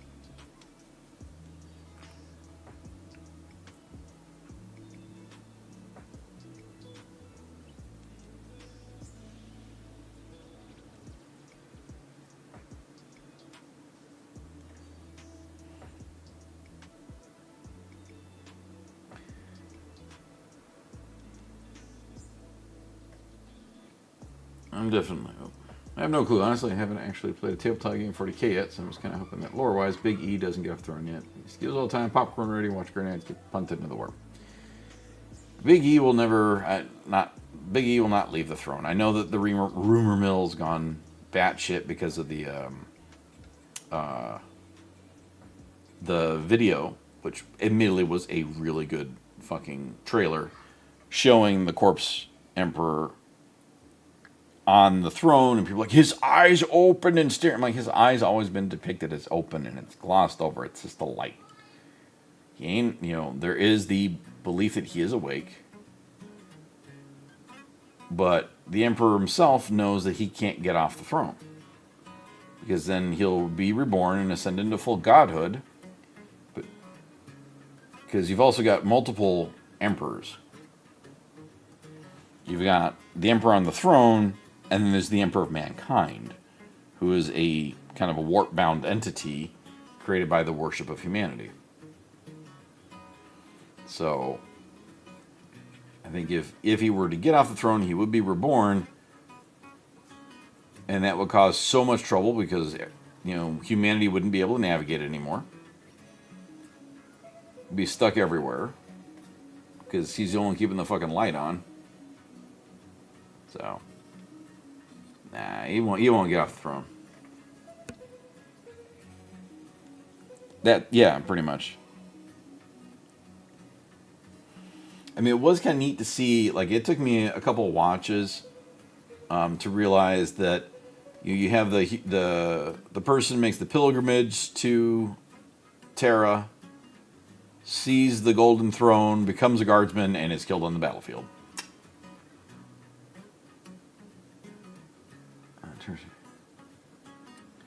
Everyone keeps saying that, it's the Terminus Decree. That was, I think, a big mistake on Games Workshop's part. They should have just kept the Terminus Decree vague, and they didn't need to define it. Everyone's like, oh, the Great Ants will never win. They're going to get punted by the Custodes. And it's like, part of that's because the lore that they've written on the Custodes is goofy as crap. I am not generally a fan of Custodes, just because I wasn't a fan of the power scaling that it came with it, but that's me.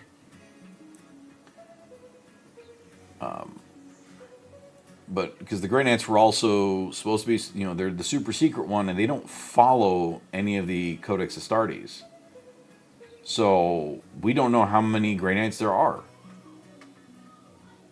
they've said, maybe 600 and something, but you don't know. They don't follow any of the rules, regs. There might be a fucking 100,000 Grey Knights.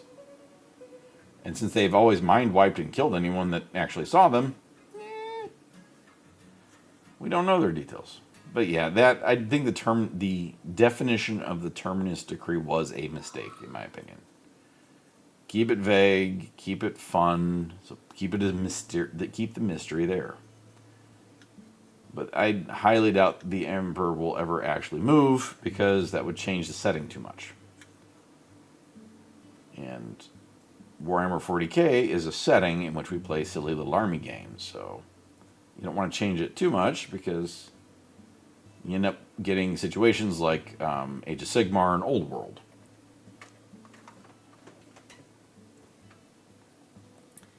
That is quite possible. Maybe the Emperor on the Golden Throne isn't actually the Emperor. That was a giant bait and switch. If they do decide to release it, something like that, but then I would think they would need to go that far out. Go 50k, so that way you have some familiarity, but then you can change things crazily. And it ends up being everything is Orc or everything is Tyranid, because they're the two that are really going to win it all. Them big ugly space buggies, they're just hungry. And they've already conquered galaxies and stuff.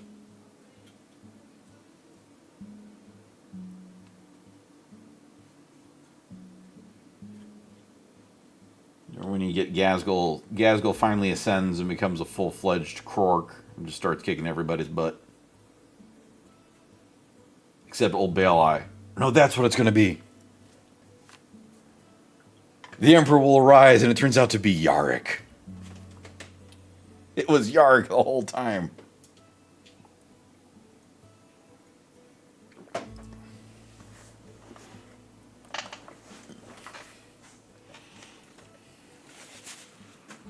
Gazgul ascends to be a full-fledged Krork leader and gets into a giant fight with the newly arisen Emperor Yarick. And the two of them become the new gods of the universe. I don't know where I'm going with this, really.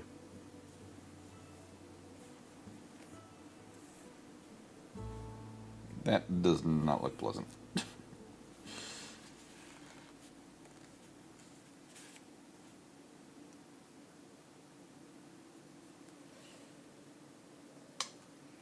We might take a break in a moment so I can get clean water. This is really...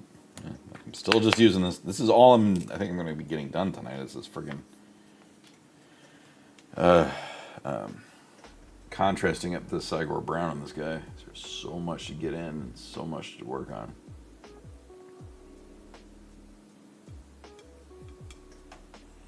I think that's what'll happen, though. Yarick is going to get killed on Armageddon. And the Emperor will get off his throne and go tell him to get back to fucking work.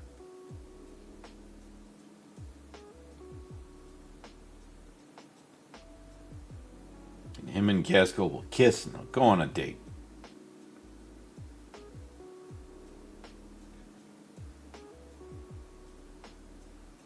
Please don't take anything I say with any note of seriousness, because I'm tired. Did a lot of yard work today. Set up our rain barrels, cleaned up the front yard from the newly done front lawn.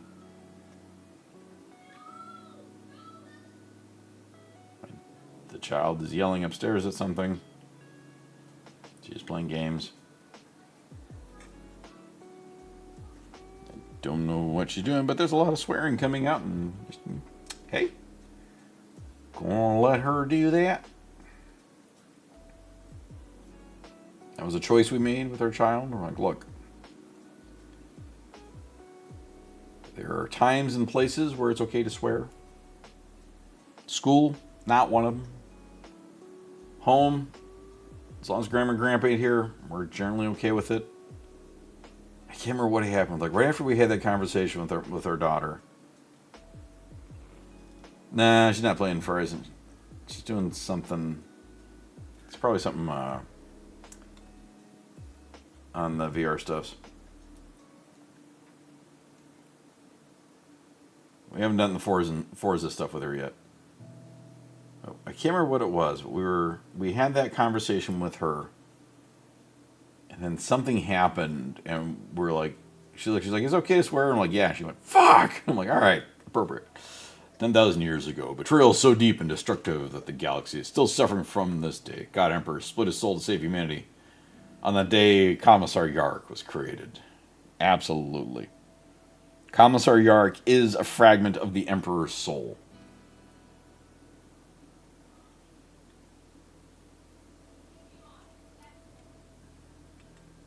I support this theory.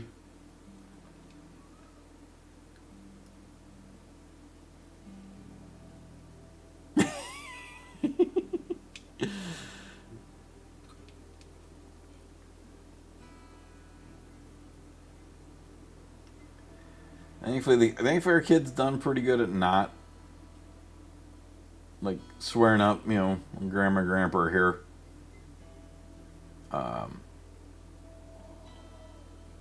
Granted, I think my father-in-law would probably laugh his ass off if he heard her swear, because she's pretty good. He'd probably get a kick. My mother-in-law, she would be a little like, I know, cool. Grandpa would laugh. But yes, I am fully supportive of the Commissar Yark is a fragment of the Emperor's soul. I think that is a fantastic idea. And the question is, was your daughter wrong about Pikachu being a piece of shit? Or being a shit? What the hell was it that... I don't remember what it was that made her go, fuck. Oh, yeah. I'm back, and speaking of airbrushing, using the Army Painter Airbrush Black Matte Primer is so much better using Citadel. That I can believe. The Citadel stuff I've had... I find it works better if I do... okay. The Citadel stuff behaves better, not comparing to another primer, but behaves better comparing to itself normally, if you make sure it's warm and thoroughly shaken and that the nozzle is clean. Those are kind of my things to make sure the Citadel stuff works. But I can absolutely believe the Army Painter Airbrush primer being better. Absolutely.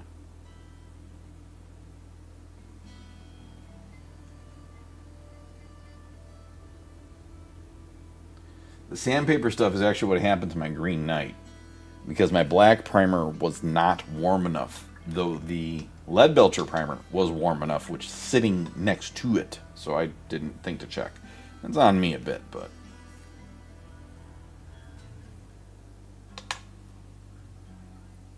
The sandpaper stuff sucks, but you can work around it, which I did for my Green Knight, and people like them, so...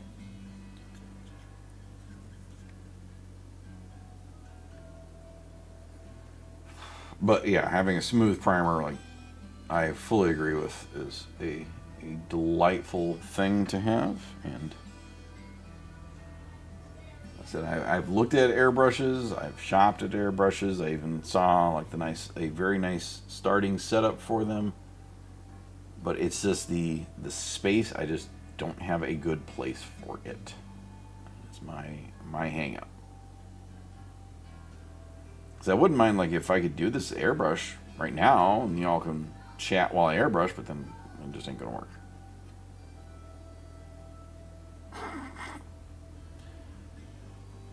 So typical cat behavior. Dumb as a box of hair. I've had plenty of kitties. Our cats were about as smart as a piece of sourdough bread.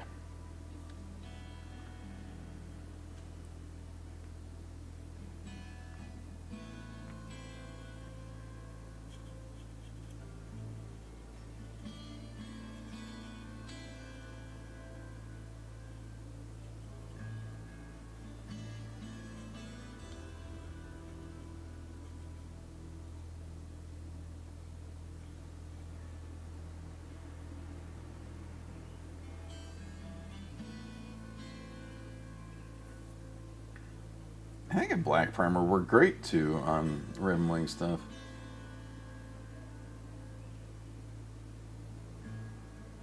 I think I've got. Let's really inspect this to see. Have I got all the nooks and crannies? Just like my English muffins. I had an English muffin today. It was nice.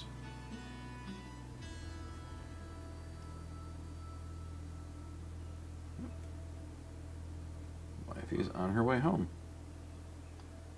That is good. Dog is snoring something fierce. Surprised the microphone is not picking it up. All right, let's see, I see a bit right there. The one nice thing about doing these nights is the ones, because they're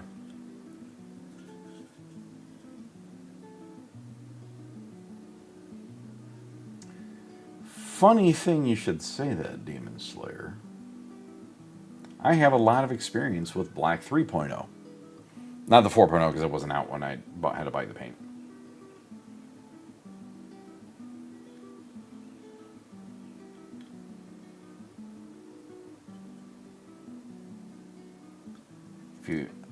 So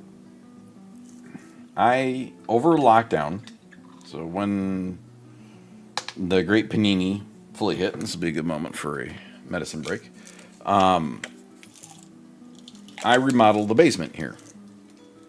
And hold on a sec. You have to take that. Okay. I remodeled our basement because we were kind of upset that it didn't have insulation. So apparently it's a Midwesty thing. No insulation. That being said, what am I doing? Let me do something real quick. No, it's the old video. I gotta upload the new video. So I remodeled the basement. With that remodel, I put in insulation, and I did redid the. Do this pull up real quick. I can't do two things at once because my brain isn't that good. Remodeled the basement and did a guest suite and built my dream bar. So, is this,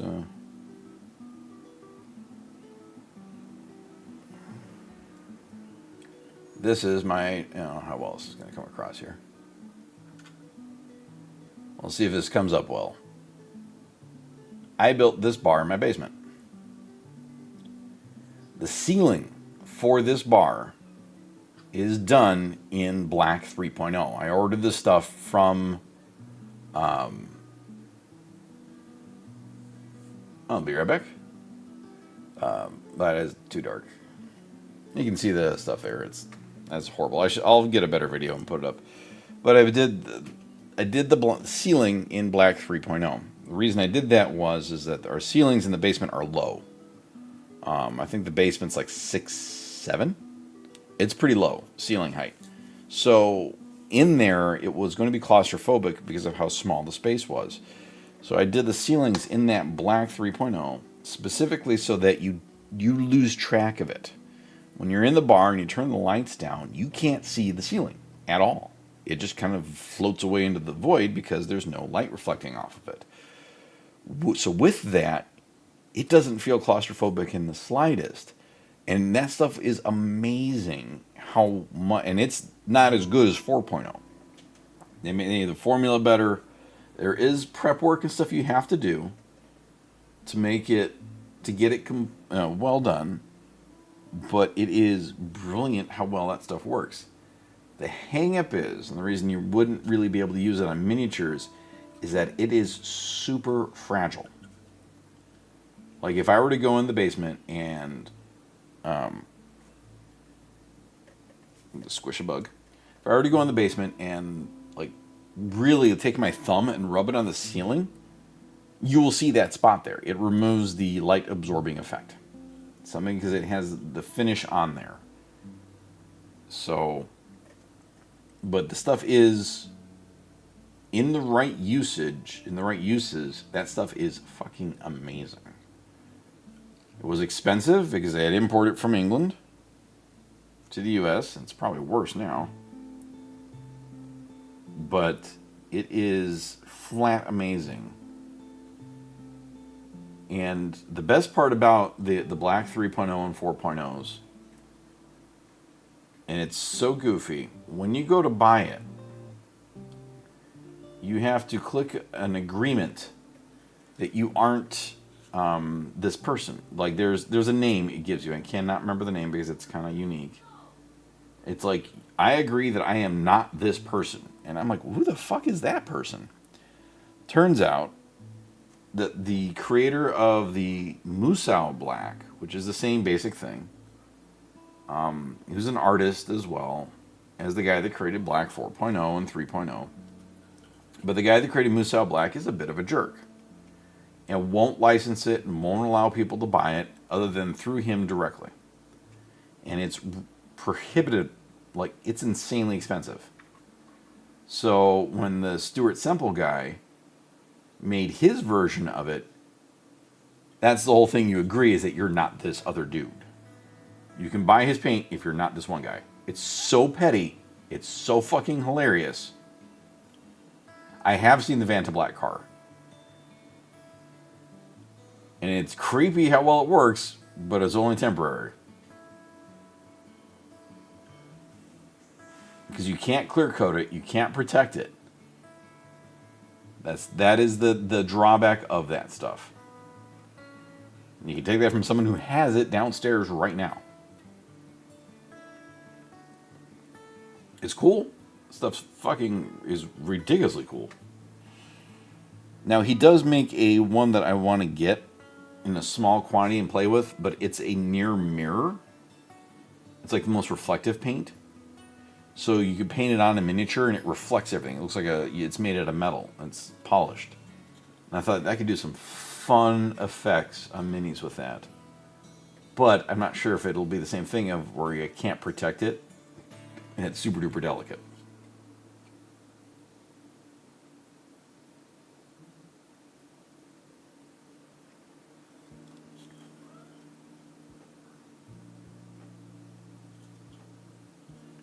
Yeah,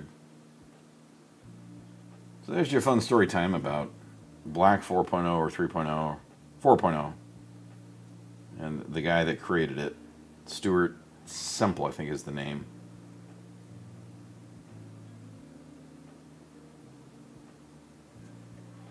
It might be. It's made by the same guy that makes Black 4.0. On his, he's got the whitest paint. He has like the pinkest one. And then he did a mirror one. And it could be called Ultra Chrome. I don't remember the name. I just looked at it in the store thinking, I'm like, what could I do miniature-wise with that?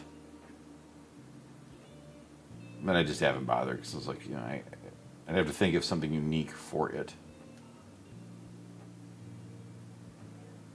I think I've got just about every spot on here. Jeez. That's the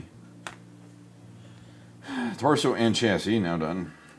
Ugh, my slaughter claw. Look at this fucking thing. Ow. Why did I do this? I don't know why I did this myself.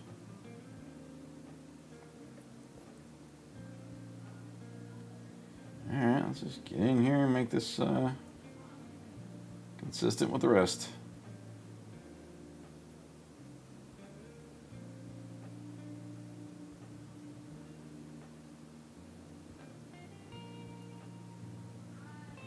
This is my relaxing S.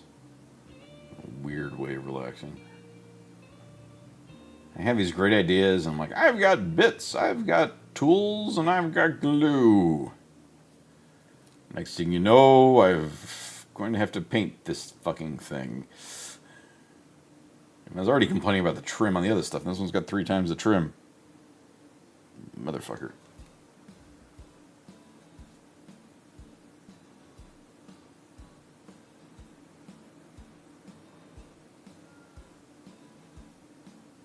If you want to follow my craziness when I'm not streaming, check out my blue sky there. Pretty much.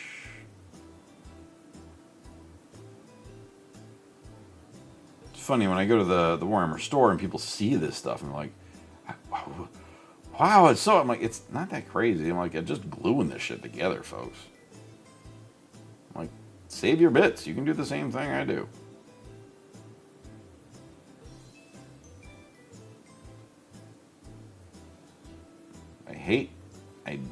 Don't hate, but I'm not a fan of armies that are too standard looking. I want my army to be unique and different. There's nothing wrong, nothing against them being like a standard, like my Dark Angels. My Dark Angels are pretty standard.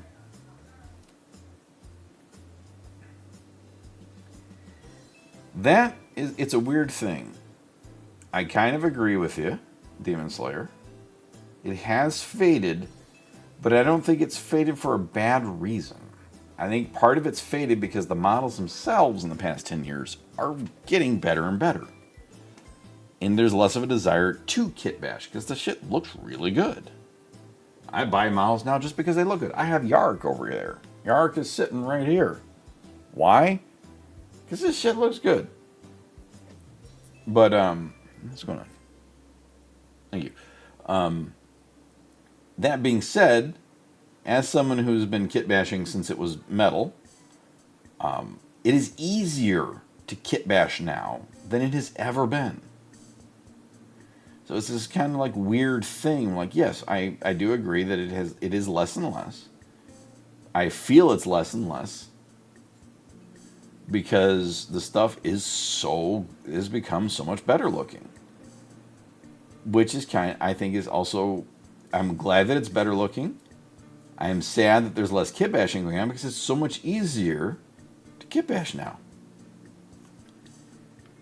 That I'll argue against, Demon Slayer. The ceiling for making stuff in the olden days of kit bashing when it was metal was way higher. Even the starting was way higher. Because you couldn't do the same things you can do today. Like if you wanted something to be unique and you wanted unique pieces on there, well, either you're literally sculpting it with green stuff or you're gluing and pinning and drilling and filing and so much more work. How's that, Beli? So like I think it's easier now, and honestly, like just even the little kit bashing, and they almost kind of encourage it a little bit with the like the Dark Angels, the pack, the accessories. It has all the Ravenwind logos and the shoulder pads and all that kind of stuff, and you can make your intercessors into full-on Dark Angels with the whatever the Dark Angel symbol is. Is it sort of a Watcher with a sword? I don't know. I'm not sure what that actually is called, if it has a name. But yeah, it's a weird thing. I really feel it is a lot to do with just the shit looks so much better than it used to. People have less of a desire to do it. Oh.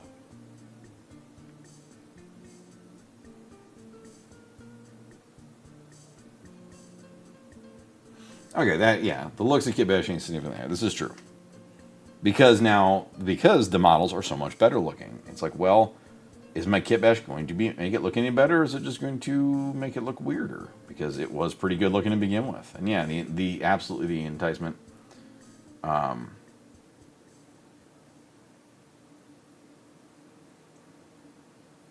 will let her know, Eli. She might already know. But thank you. I will absolutely tell her. She's all for the monsters fighting monsters. Godzilla is still by far her favorite franchise character thing ever. But yeah, no, the enticement to kit bash is less. Mainly because the stuff looks so much cooler now.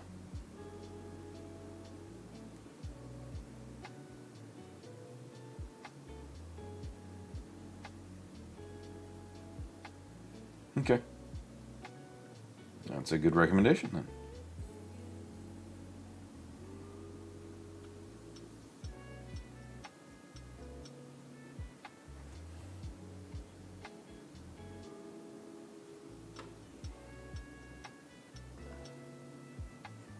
I think just because I'm the way I've been doing this for so long with the kit bashing and stuff on my own, it's like, you know what? I'm still gonna even if it doesn't look any better,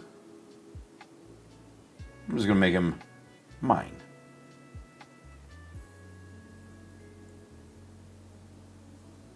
Though I do admit that people really like the War Dogs, especially Snackers here.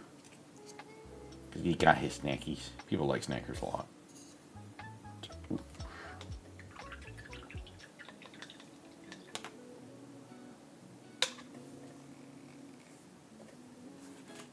Man, definitely have to scrub the snot out of this brush. Yeah, I'm going to have to run this one through some clean water. When I'm after this.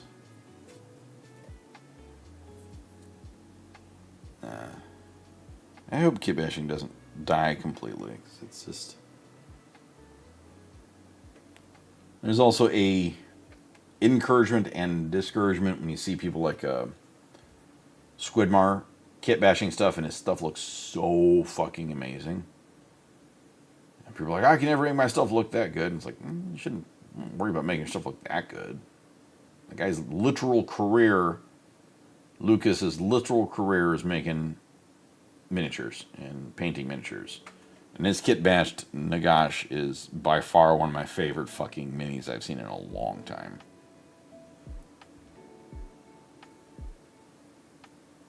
It took him like 4 years to complete.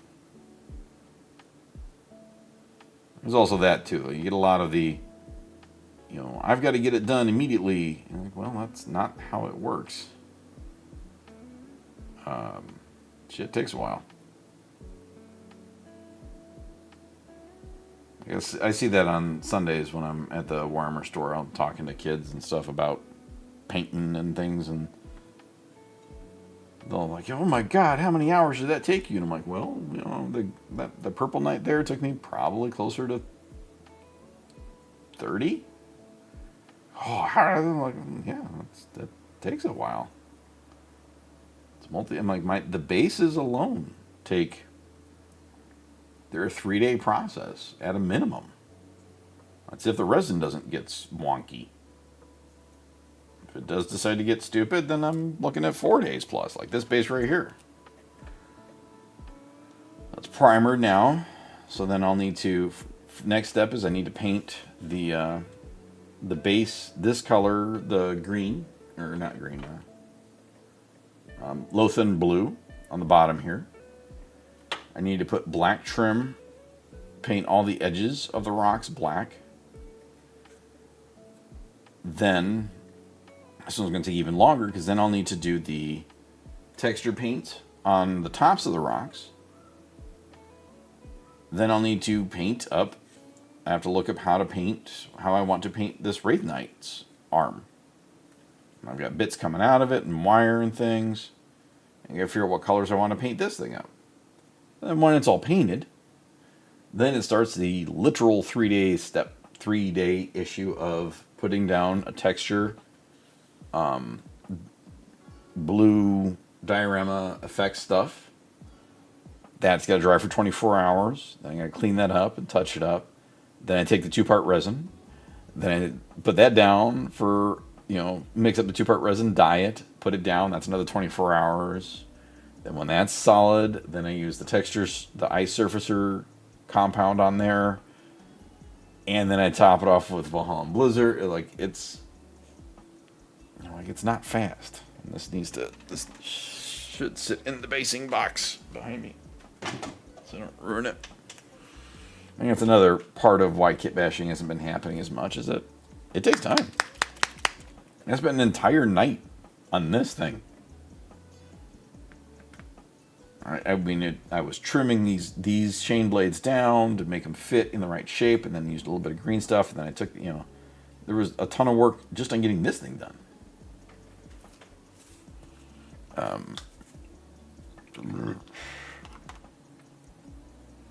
I did not watch Herbert or Ian's breakdown.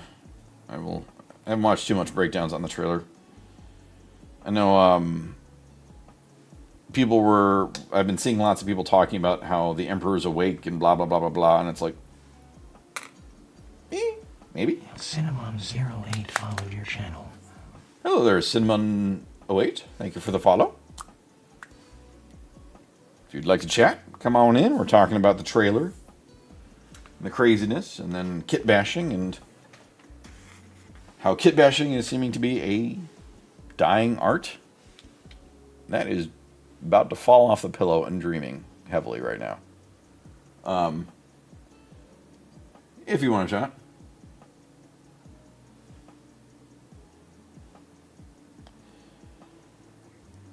Well, that's...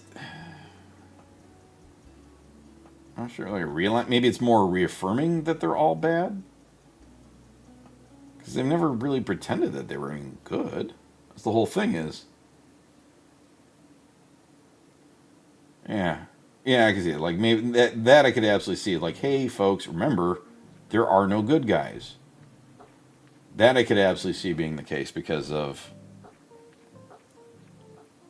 As I was mentioning earlier, it took me 2 watches to realize that there's like, you have the human that goes to visit the Emperor, sees the Golden Throne, becomes a guardsman, and then dies. And it's the whole "you will not be remembered" kind of a thing. It's like, okay. It would be the end. Like, if they were to do Warhammer 50K or do something like they did with Age of Sigmar, where they retired the old world and then made Age of Sigmar as a whole new game and a whole new thing with new lore, new so-and-sos, that would be the Emperor Awakening, would be my guess. Would be that. Like, you know, Warhammer way off in the future. Oh, the paws are going and everything. She is very dreamy right now. But then they would need to keep 40K around because they kind of learned that lesson with Age of Sigmar. Like, Age of Sigmar is cool. I think the gameplay is way better than it was for Old World. But there was such a demand that they brought Old World, you know, Warhammer Fantasy back and named it Old World. So, like, they could, but then that would be diversifying the lineup again.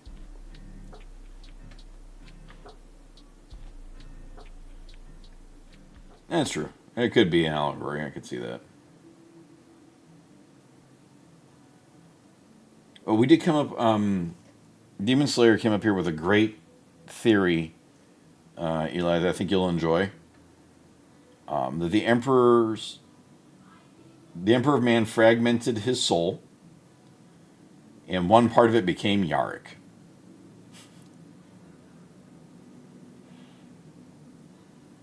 And when Yarick finally dies, he'll be reborn.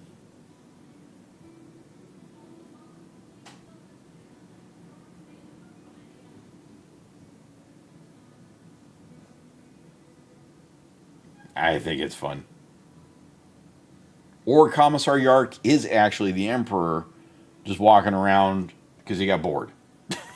Like, fuck this chair. He just gets up and walks out. He's like, no one's looking. He goes and pretends to be Yarick for a while.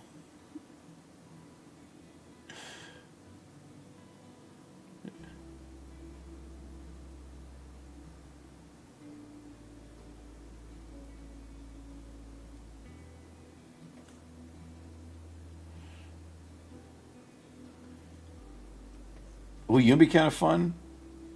I like that Yarick is Gork and Mork, or Gork and Mork, or Yarick is Mork, and Ghazghkull becomes Gork, and the two of them become the orc gods constantly fighting.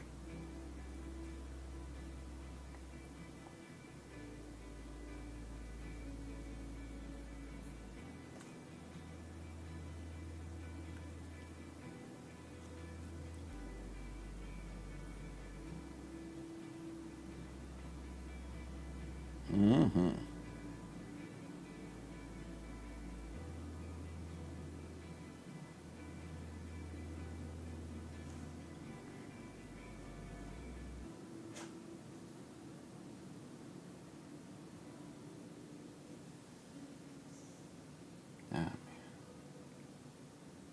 I think also part of the reason kit bashing has kind of gone away a bit lately, aside from the models, is I was talking to someone, I think it was today while I was waiting in line, because I was talking, all kinds of people while we were waiting for the pre-orders to open up so I could get it in. And someone said, oh, I wish they could, sold the bits. And someone's like, yeah, I heard that they used to be able to order just pieces. And it was the case. And that absolutely was true. You used to be able to order just bits. But part of the reason you can't really do that anymore is that the manufacturing doesn't really allow for that. With spin casting and pewter molds, it was easy because the bits were always a separate mold, so you could just run that mold one time real quick and get the bits. Plastic injection molding, the bit is part of a giant sprue, so it would be, getting it set up and getting it running again and all that kind of stuff, and then you would have a whole sprue that would be wasted. So that's why the bits kind of went away, and that's just a manufacturing thing that I know some people ain't happy about, but it's like, I get it. Well, in my head is an arc that could see some Yarks and undeniably dies.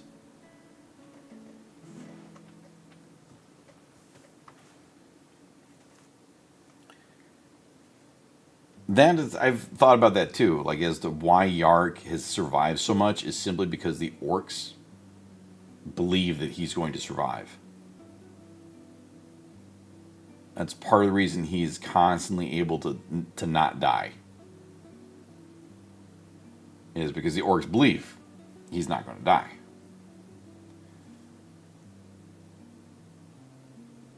I saw, I think it was Crack Duck, which if anyone here hasn't seen Crack Duck, seriously, go watch Crack Duck. His shit's hilarious and actually really well, he studies it. He knows his shit, but it's also fucking hilarious because I love his little animations.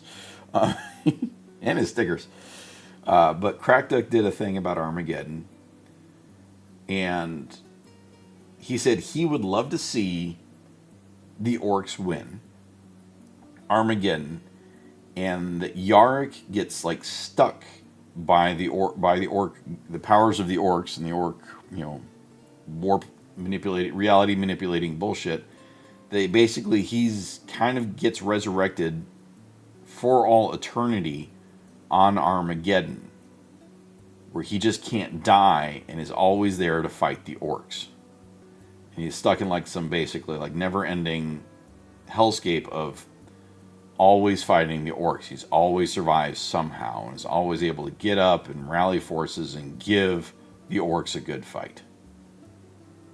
And that will be Yarrick's like eternal damnation?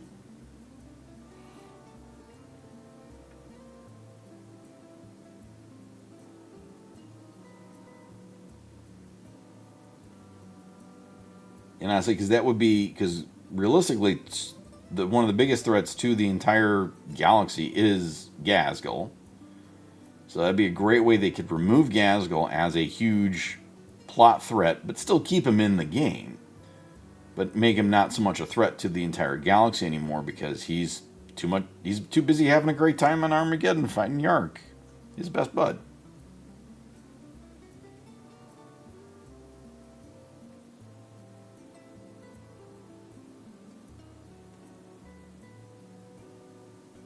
Realistically, if it wasn't Armageddon, like if he used that crazy teleported technology and launched his WA on Terra, oh, they'd be fucked.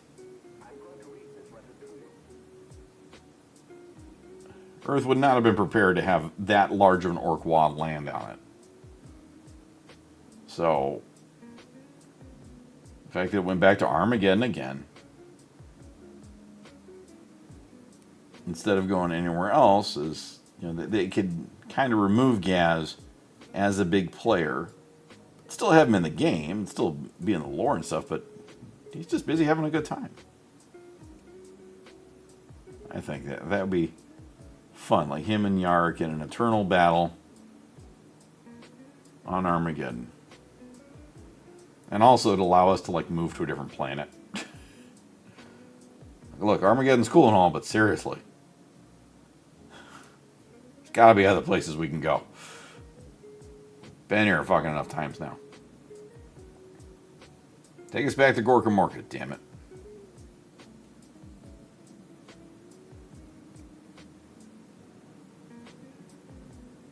It's really windy outside or something. Hear lots of noises. Oh, thank you for the bits, Cinnamon. Cinnamon 08 cheered 100 bits. I appreciate that. Yeah, I know we're supposed to get more rain and stuff. I don't know if it's going to be violent storms up here.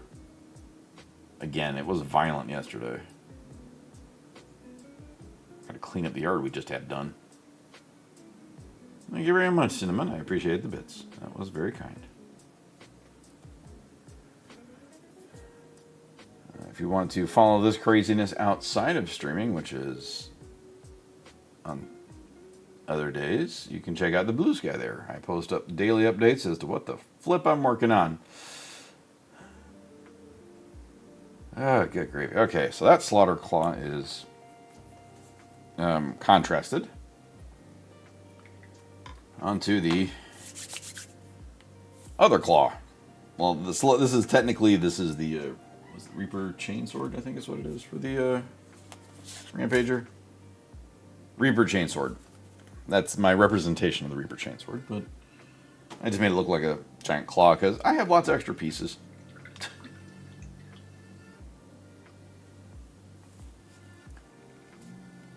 Way too much extra bits. And this is the actual Warp Strike Talon, I believe is its name.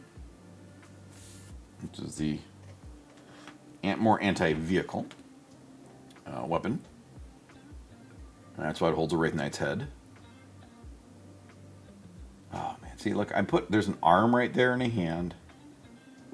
There's a Eldari helmet. That's yep.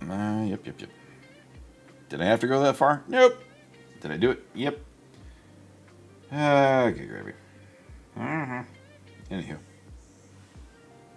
Yeah, it'd be fun, like, if there needs to be a different... I think I've heard and hopes and suspicions that there'll be... because, like, the Leviathan story arc and kind of campaign settings start off strong with the bugs. Hey, it's Nightshade. Welcome. Howdy, Nightshade. How you doing tonight? Started great with the buggies and, versus the Ultramarines and all that craziness. And then they just kind of forgot that the Tyranids were doing stuff, and then they went and focused on other spots. And they never really came back to it. So I've been hearing a lot and hoping a lot that the...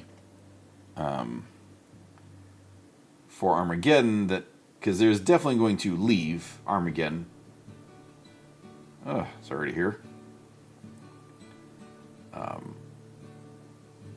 So the hope is that as they go to other spots to talk, to do other avenues of war and things, that they'll come back and finish up the story stuff on Armageddon.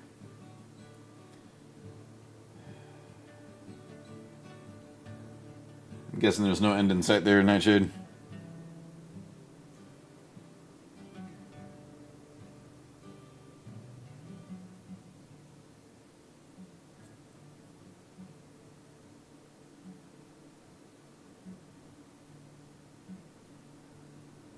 Grab the Wraith Knight head. For 25... Jeez.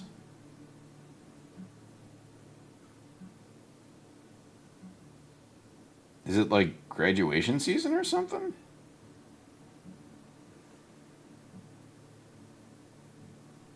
Thank you for gifting a sub, Eli.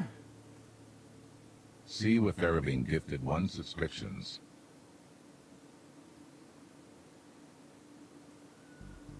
Appreciate that. I don't think I have anything. No, Nightshade works at an office place that she does lots of like print orders and things. I was trying to think of the word there. Having issues of braining.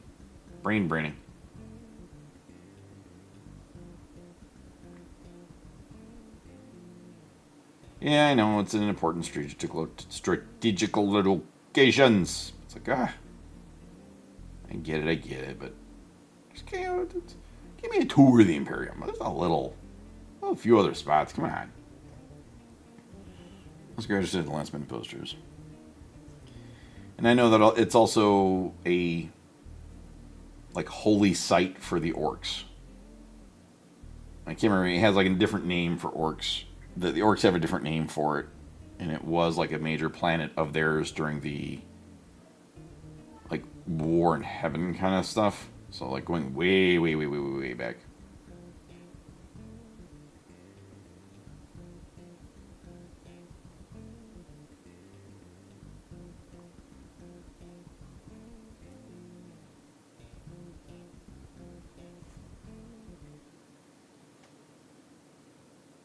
I can get it, it's got stuff, but I'm like, there's other things.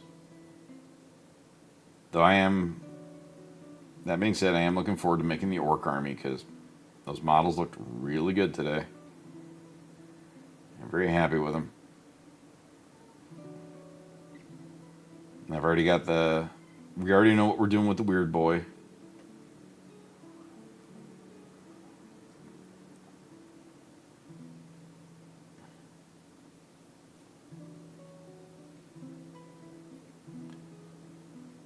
Since we're doing the Arnold Schwarzenegger themed orcs, the Mad Doc and the little Grot Orderly, that's going to be twins from that movie with Dan DeVito. And the Weird Boy is going to be, there was that movie that Schwarzenegger did where he was a scientist and he made himself pregnant. I don't remember what the title was. And I'm not going to search it up at the moment because I need to be in junior, I say. But anyway, that's going to be, because that was a weird fucking movie. That's going to be the Weird Boy. The Big Boss. I want to get Wazdaga and make him, Wazdaga is going to be Terminator from T2. Because he's got Fix-It, the Grot on the back. So there's John Connor. And you've got Wazdaga for Arnie. The Big Boss with the axe. If I kit bash him to have a sword, that could be Conan.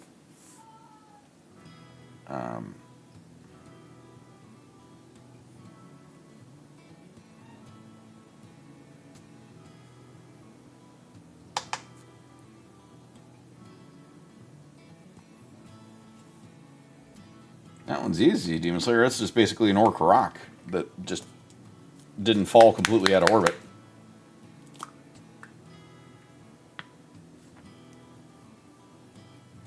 Okay, so let's get the head.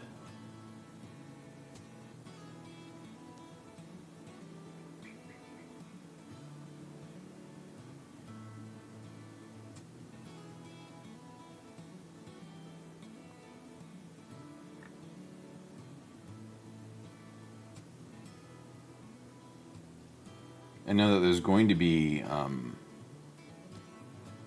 bunch of orc gargants and stampas and stuff on Armageddon because there was the orcs took down a ton of titans, and there's one warlord titan that supposedly survived and is on its way back and has vowed to kill one orc mega thing for every one of its legion that it lost. It's a warlord titan on the way back. But the orcs are like at a titan graveyard on Armageddon. So I wonder if Project Oberon will make an appearance again.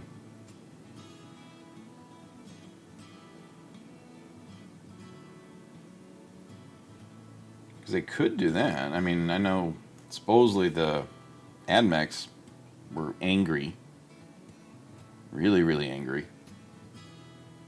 But when you've got Calgar leading a Gilly Billy Boy sanctioned campaign, You could probably convince the AdMex to do things.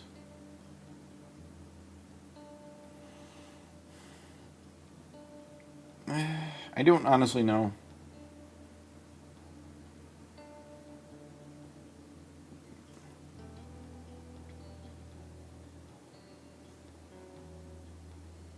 But I want, but it makes me think like, they could bring back Project Oberon. Or they're just going to conveniently forget about Project Oberon, which I could see that too, honestly. Yeah, mechs are pretty much always angry, yeah.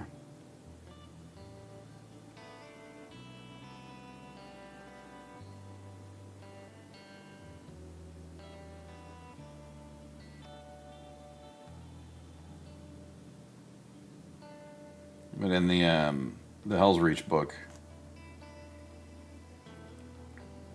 there's Oberon, which is a weird one too. That's a little, is it? It's like, this isn't actually right. All the other lore says something different, but this says this. It's a little wonky here and there. All right, so let's now. Yeah, I'm about to get in fresh water. Oh, I gotta move my legs. I'm stiff. Nope, I already see spots I missed. So we're gonna take a moment and let's back this up a little so you can see more of the stuff around me. Let's move you out of the way. I don't need you here.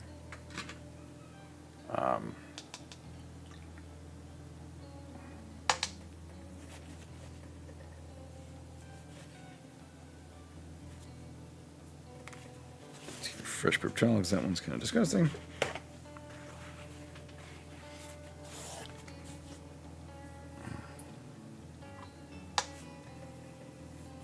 That really does not look good. Oh, we looked at it, and there already are companies doing custom crafting mats, and it's like, it's going to require a lot of initial capital and things that I'm not ready to invest at the moment. Oof. Reminds me, I need to get more rum tomorrow. So we did look into it a bit. Yeah, there's already companies producing them, and they are prohibitively expensive. So it's like, I mean, yeah. Folks in this hobby got some spending money, but I do know how well that would work and require investment on our part to begin. So we're looking at a few other, we've got some other stuff going on right now. We're probably going to be doing a Kickstarter for a comic anthology for my wife's, some of her horror comics. We're looking into that. So we've got other avenues that we're looking at stuff for the moment. That's Forge of the Custom bit on that's just low priority.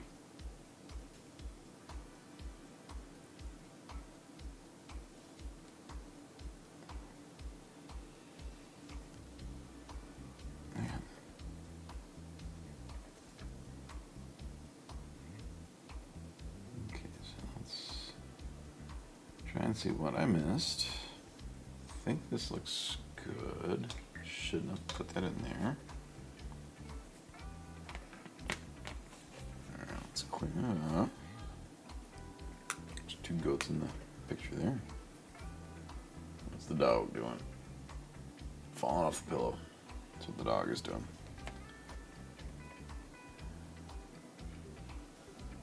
Oh wait, Nightshade's here. Nightshade! Enjoy the Lula.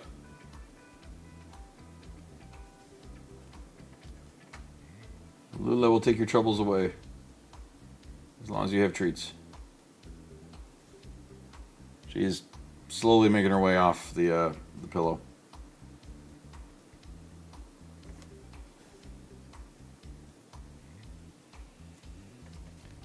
She's snoring something fierce so I can hear it.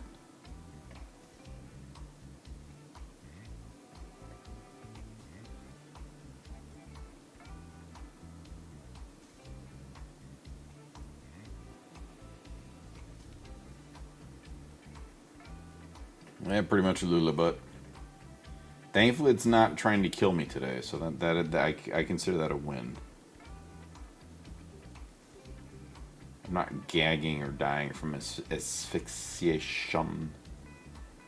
Just ain't my jam. It is always a plus, I do agree.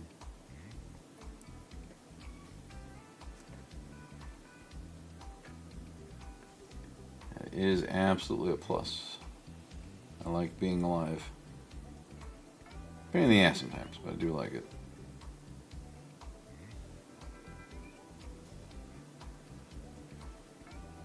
This is true. Believe me, I've thought about that.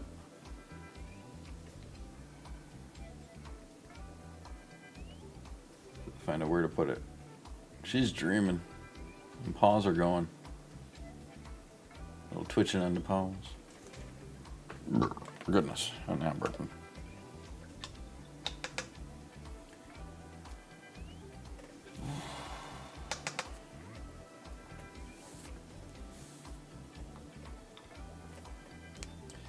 Ooh, we had a rabbit experience. In the Midwest, there's a lot of bunnies. Our backyard has a lot of fucking bunnies. Wife went out on, I think this was Thursday? Friday, I don't remember. I think it was Thursday. And she went outside to do some gardening after work and let the dog out. Lula's out there, and she runs off to one side where the grass is and is doing the pouncy thing. And my wife realized something's wrong, and she ran over there. And Lula is trying to pounce at two baby bunnies that were in the grass. One of them booked out into the yard, and then wife was able to corral the other one and get it into a bucket and get it away from her, so we didn't have to worry about dead baby bunnies in the backyard, which might be a good band name, Dead Baby Bunnies. That being said, the baby bunny then, when we got the bucket down, made a break and went into the garage. And I had to like use a broom and try and sweep it, and we eventually got it out of the garage, because I don't need a dead baby bunny in the garage rotting up the garage. Massive pit bullies chase down deer. I don't know what she would do with deer. She is pretty much El Pitbull Mutt, El Shelter Rescue. That dog is made of bricks, though. That is 56 pounds of dog. That is not very tall. She is dense. Chipped a tooth at one point off from me. She also got a bath today because she managed to roll on something unpleasant. I see spots I missed. But yeah. So we have had the bunny experiences, and hopefully not to have more bunny experiences.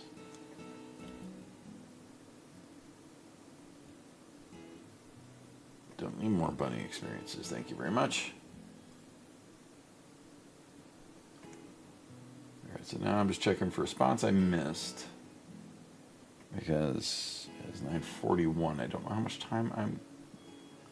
Tomorrow I'll probably end up doing the dry brushing in this thing. I could start the dry brushing, but I want to check for spots I missed, like right there.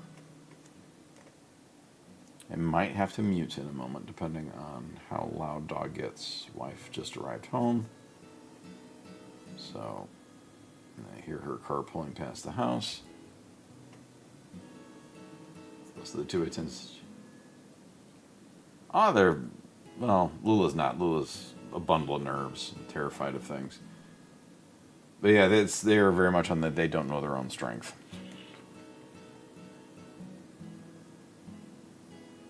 They absolutely do not. Sweeties can be delightful. A dog loves cuddling with us and kid and things, but dense.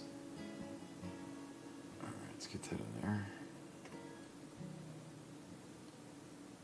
Get that in there. A little bit on there.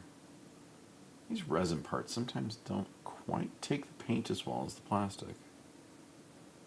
So I don't know if they absorb, but I think the resin was porous, but sometimes they just really don't, the paint doesn't get on it as well.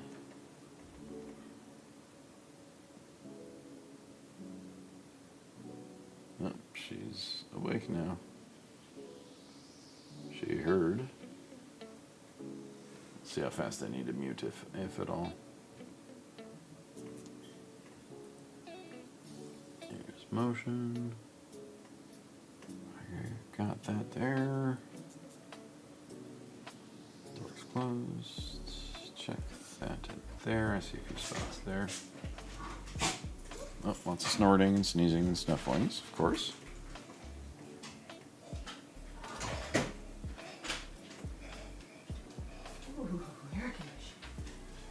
Yep, we got the AC on. Rescue first hand him. 90 pounds. Nice. That's a dog. That is a fantastic size of dog.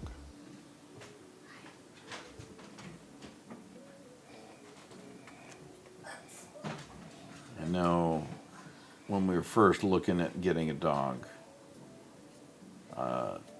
like when we do all those fun surveys of like, what dog breed is good for you? Newfoundlands kept coming up.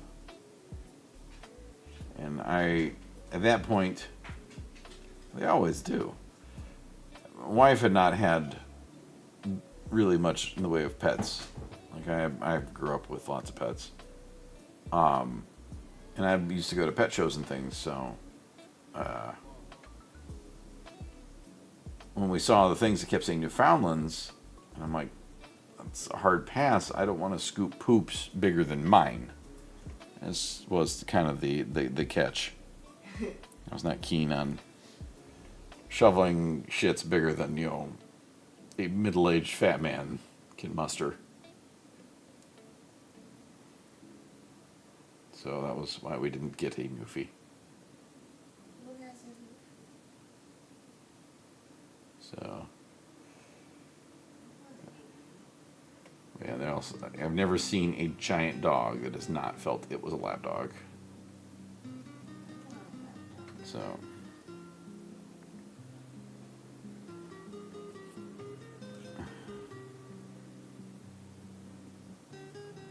this is true. And it's going to be a higher quality than the stuff you eat too. Like, you're going to sacrifice, you're going to eat garbage so that dog eats well and like quality stuff. Just, sell a kidney so you can afford to have the dog.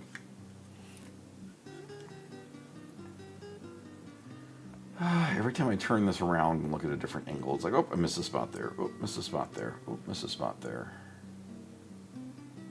Right there. Missed that spot there. I missed a spot in there. Let's see what's going on here. Oh, puppy stretching, and she's leaving the pillow, so.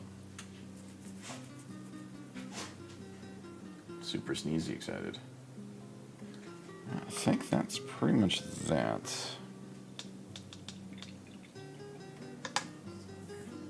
And can I ask you for a favor?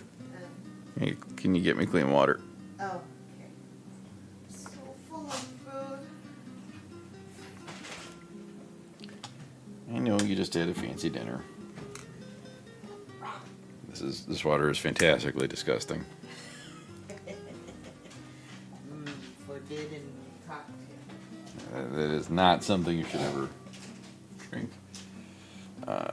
Brush cleaning thingy. Thank you for throwing the heavy toy on the ground.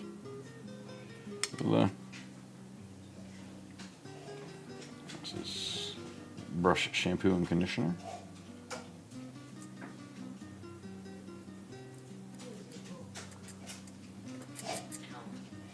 This helps keep the dryer paints from kind of sticking into the brush. Thank you.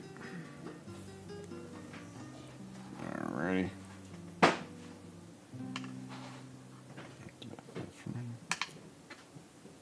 There we go. So, okay. Brush is clean. Put it away. Alrighty. Always clean and prepare your take care of your tools, folks. Use lots of paper towels. Goes. Is the dog back in her spot? She is. She's staring, being puppers. Going into shrimp mode. Alright. I've got a little bit. Do I want to start dry brushing now?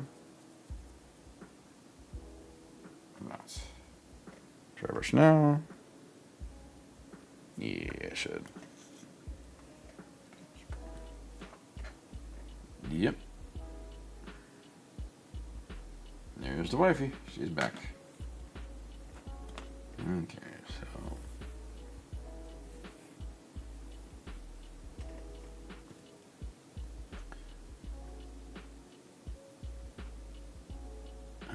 Actually, see a few spots. We're going to finish up getting a tighter, smaller brush. As I'm looking again and I see more spots I need to get with the Cygor Brown. I gotta get that. Wifey was out at ramen with friends. Huh? Did I run out of more paint? No?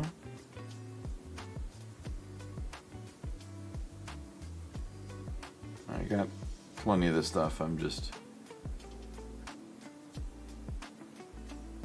No, it is a lot of night, and I'm using a lot of this contrast. And I keep seeing more and more spots I missed that I need to get to with this contrast. And then tomorrow, probably tomorrow, I'll end up doing the dry brushing. And then Monday, I'll really start getting into the details on this. So let's...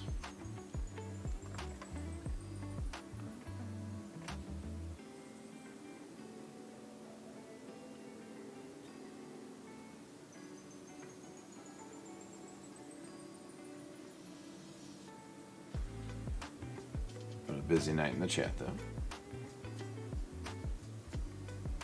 So I see more spots I missed. Get in here.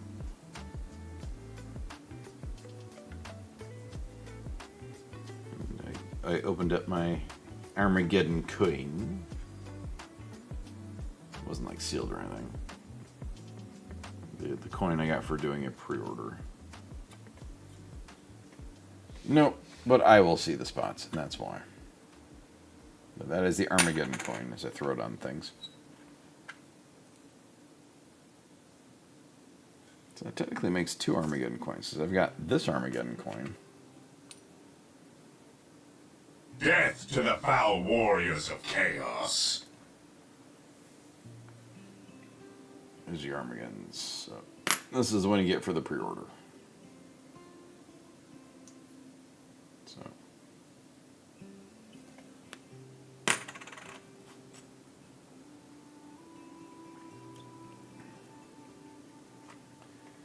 Now, I will see these spots, and that is why I am touching them up. I will know that it is not complete.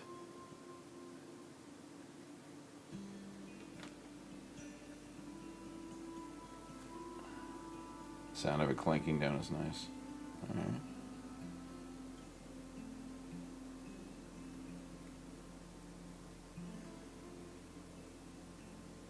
So almost done with this. Contrasting. Almost done.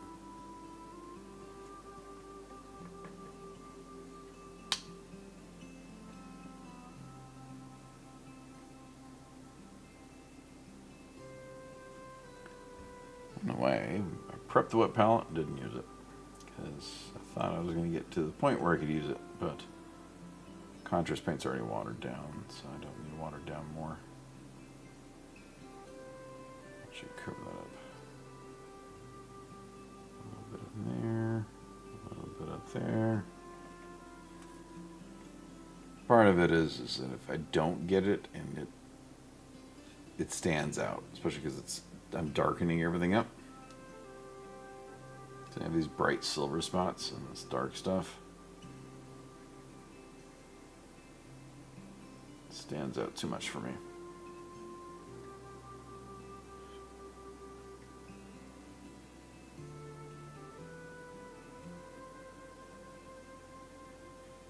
If it's worth doing, it's worth doing right.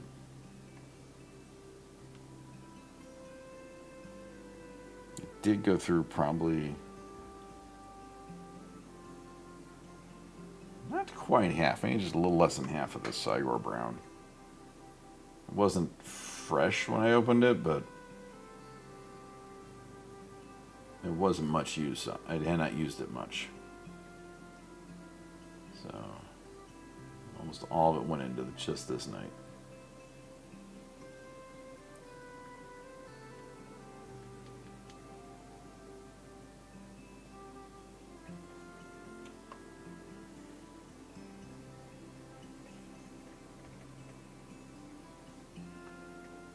So yeah, it's looking like tomorrow will be lots of dry brushing. Once we'll get the kind of silverish to come up and the highlights and the details to pop on this, and then see this little spot right there. Thank you. The brown over the silver just gives it this nice rust look that I like. This kind of old metal. I think really works for what I'm doing.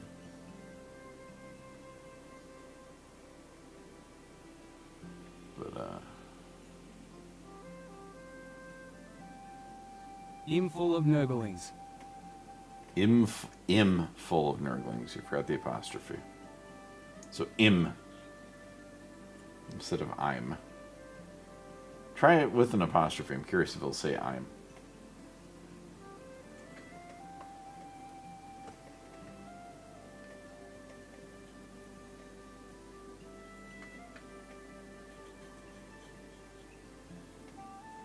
If you have enough channel points. Ha! I don't know. I'm full of roly-poly Nurglings. It said I'm there. So if you didn't know, with channel points you can use the poor man Squig. Make him say things in the weird accenty voice. If you're so kind, you can use bits to make him speak in Morgan Squigman's voice. And then there's no obligation to do so, but everyone that's watching should have channel points to blow on stuff like that. Should have channel points to blow. I think almost.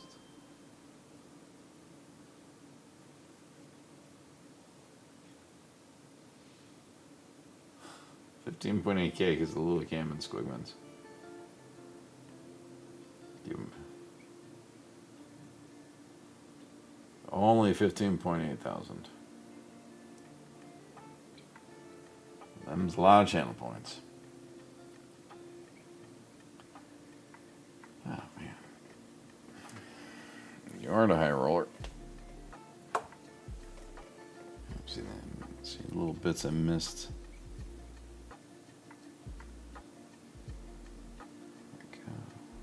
There.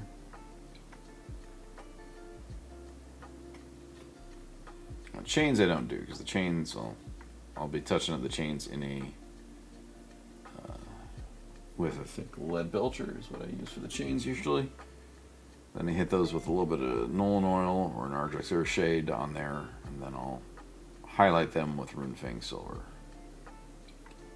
The chains I don't need to touch with the contrast here. Oops, I just missed that bit there. And there.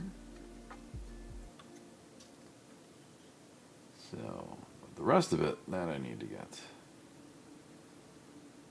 And the contrast did a nice job of hiding most of the green stuff. So you see little bits there.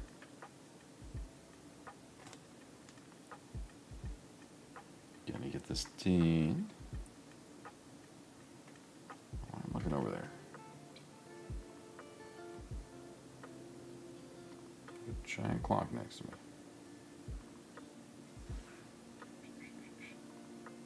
Yeah, I think we're almost here. Alright, so that's pretty good on that. Set that down there. Take this claw. I got all the spots I want to get. Little things in there.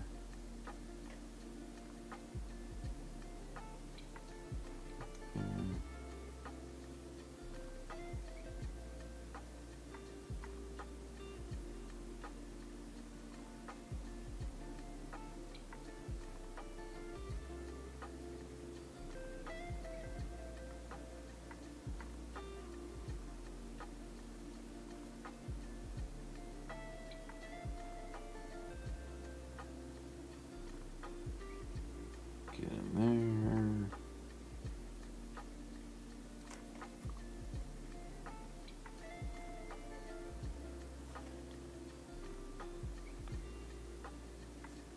Get in there a little bit. Just get all these little spots, make them nice and shaded. Alright. And then on the big crazy claw, I think I already got this one pretty good. So I can see spots right there.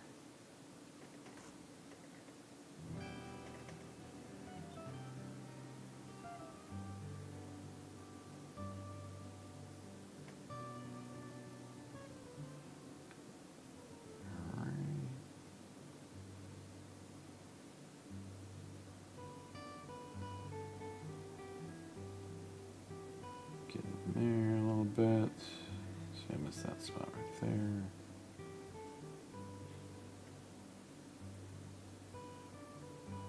Man, painting this trim is going to be a fucking nightmare.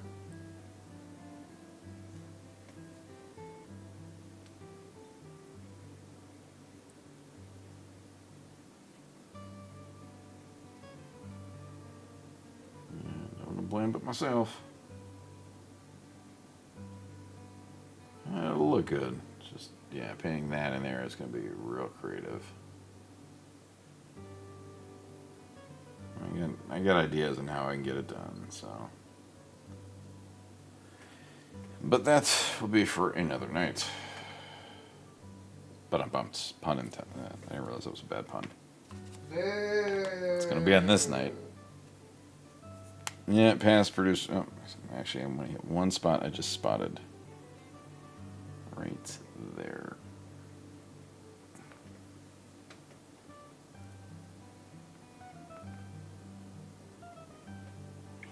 Yep, it is absolutely time check. So, oh goodness. Well, thank you everybody for sitting with me and chatting and watching me struggle my way through getting the contrast coat on this night. Let me bring that up a little. Wrong way. There you go, so you can see it. I did not know that. For the Emperor! Lulacam. Well, Lulacam's in. Lula is doing hurdles? Like mid-process? Oh. And the wife's laugh woke her up.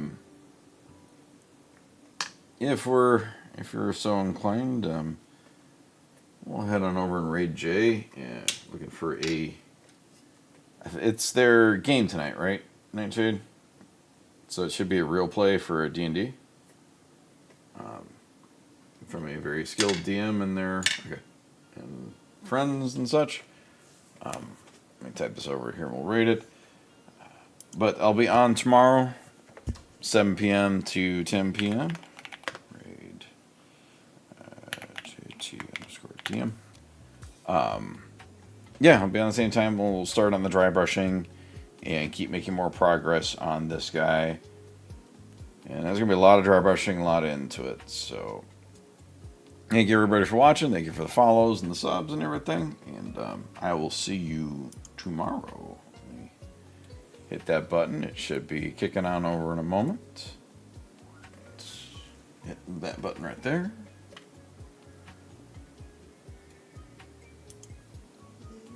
and good night.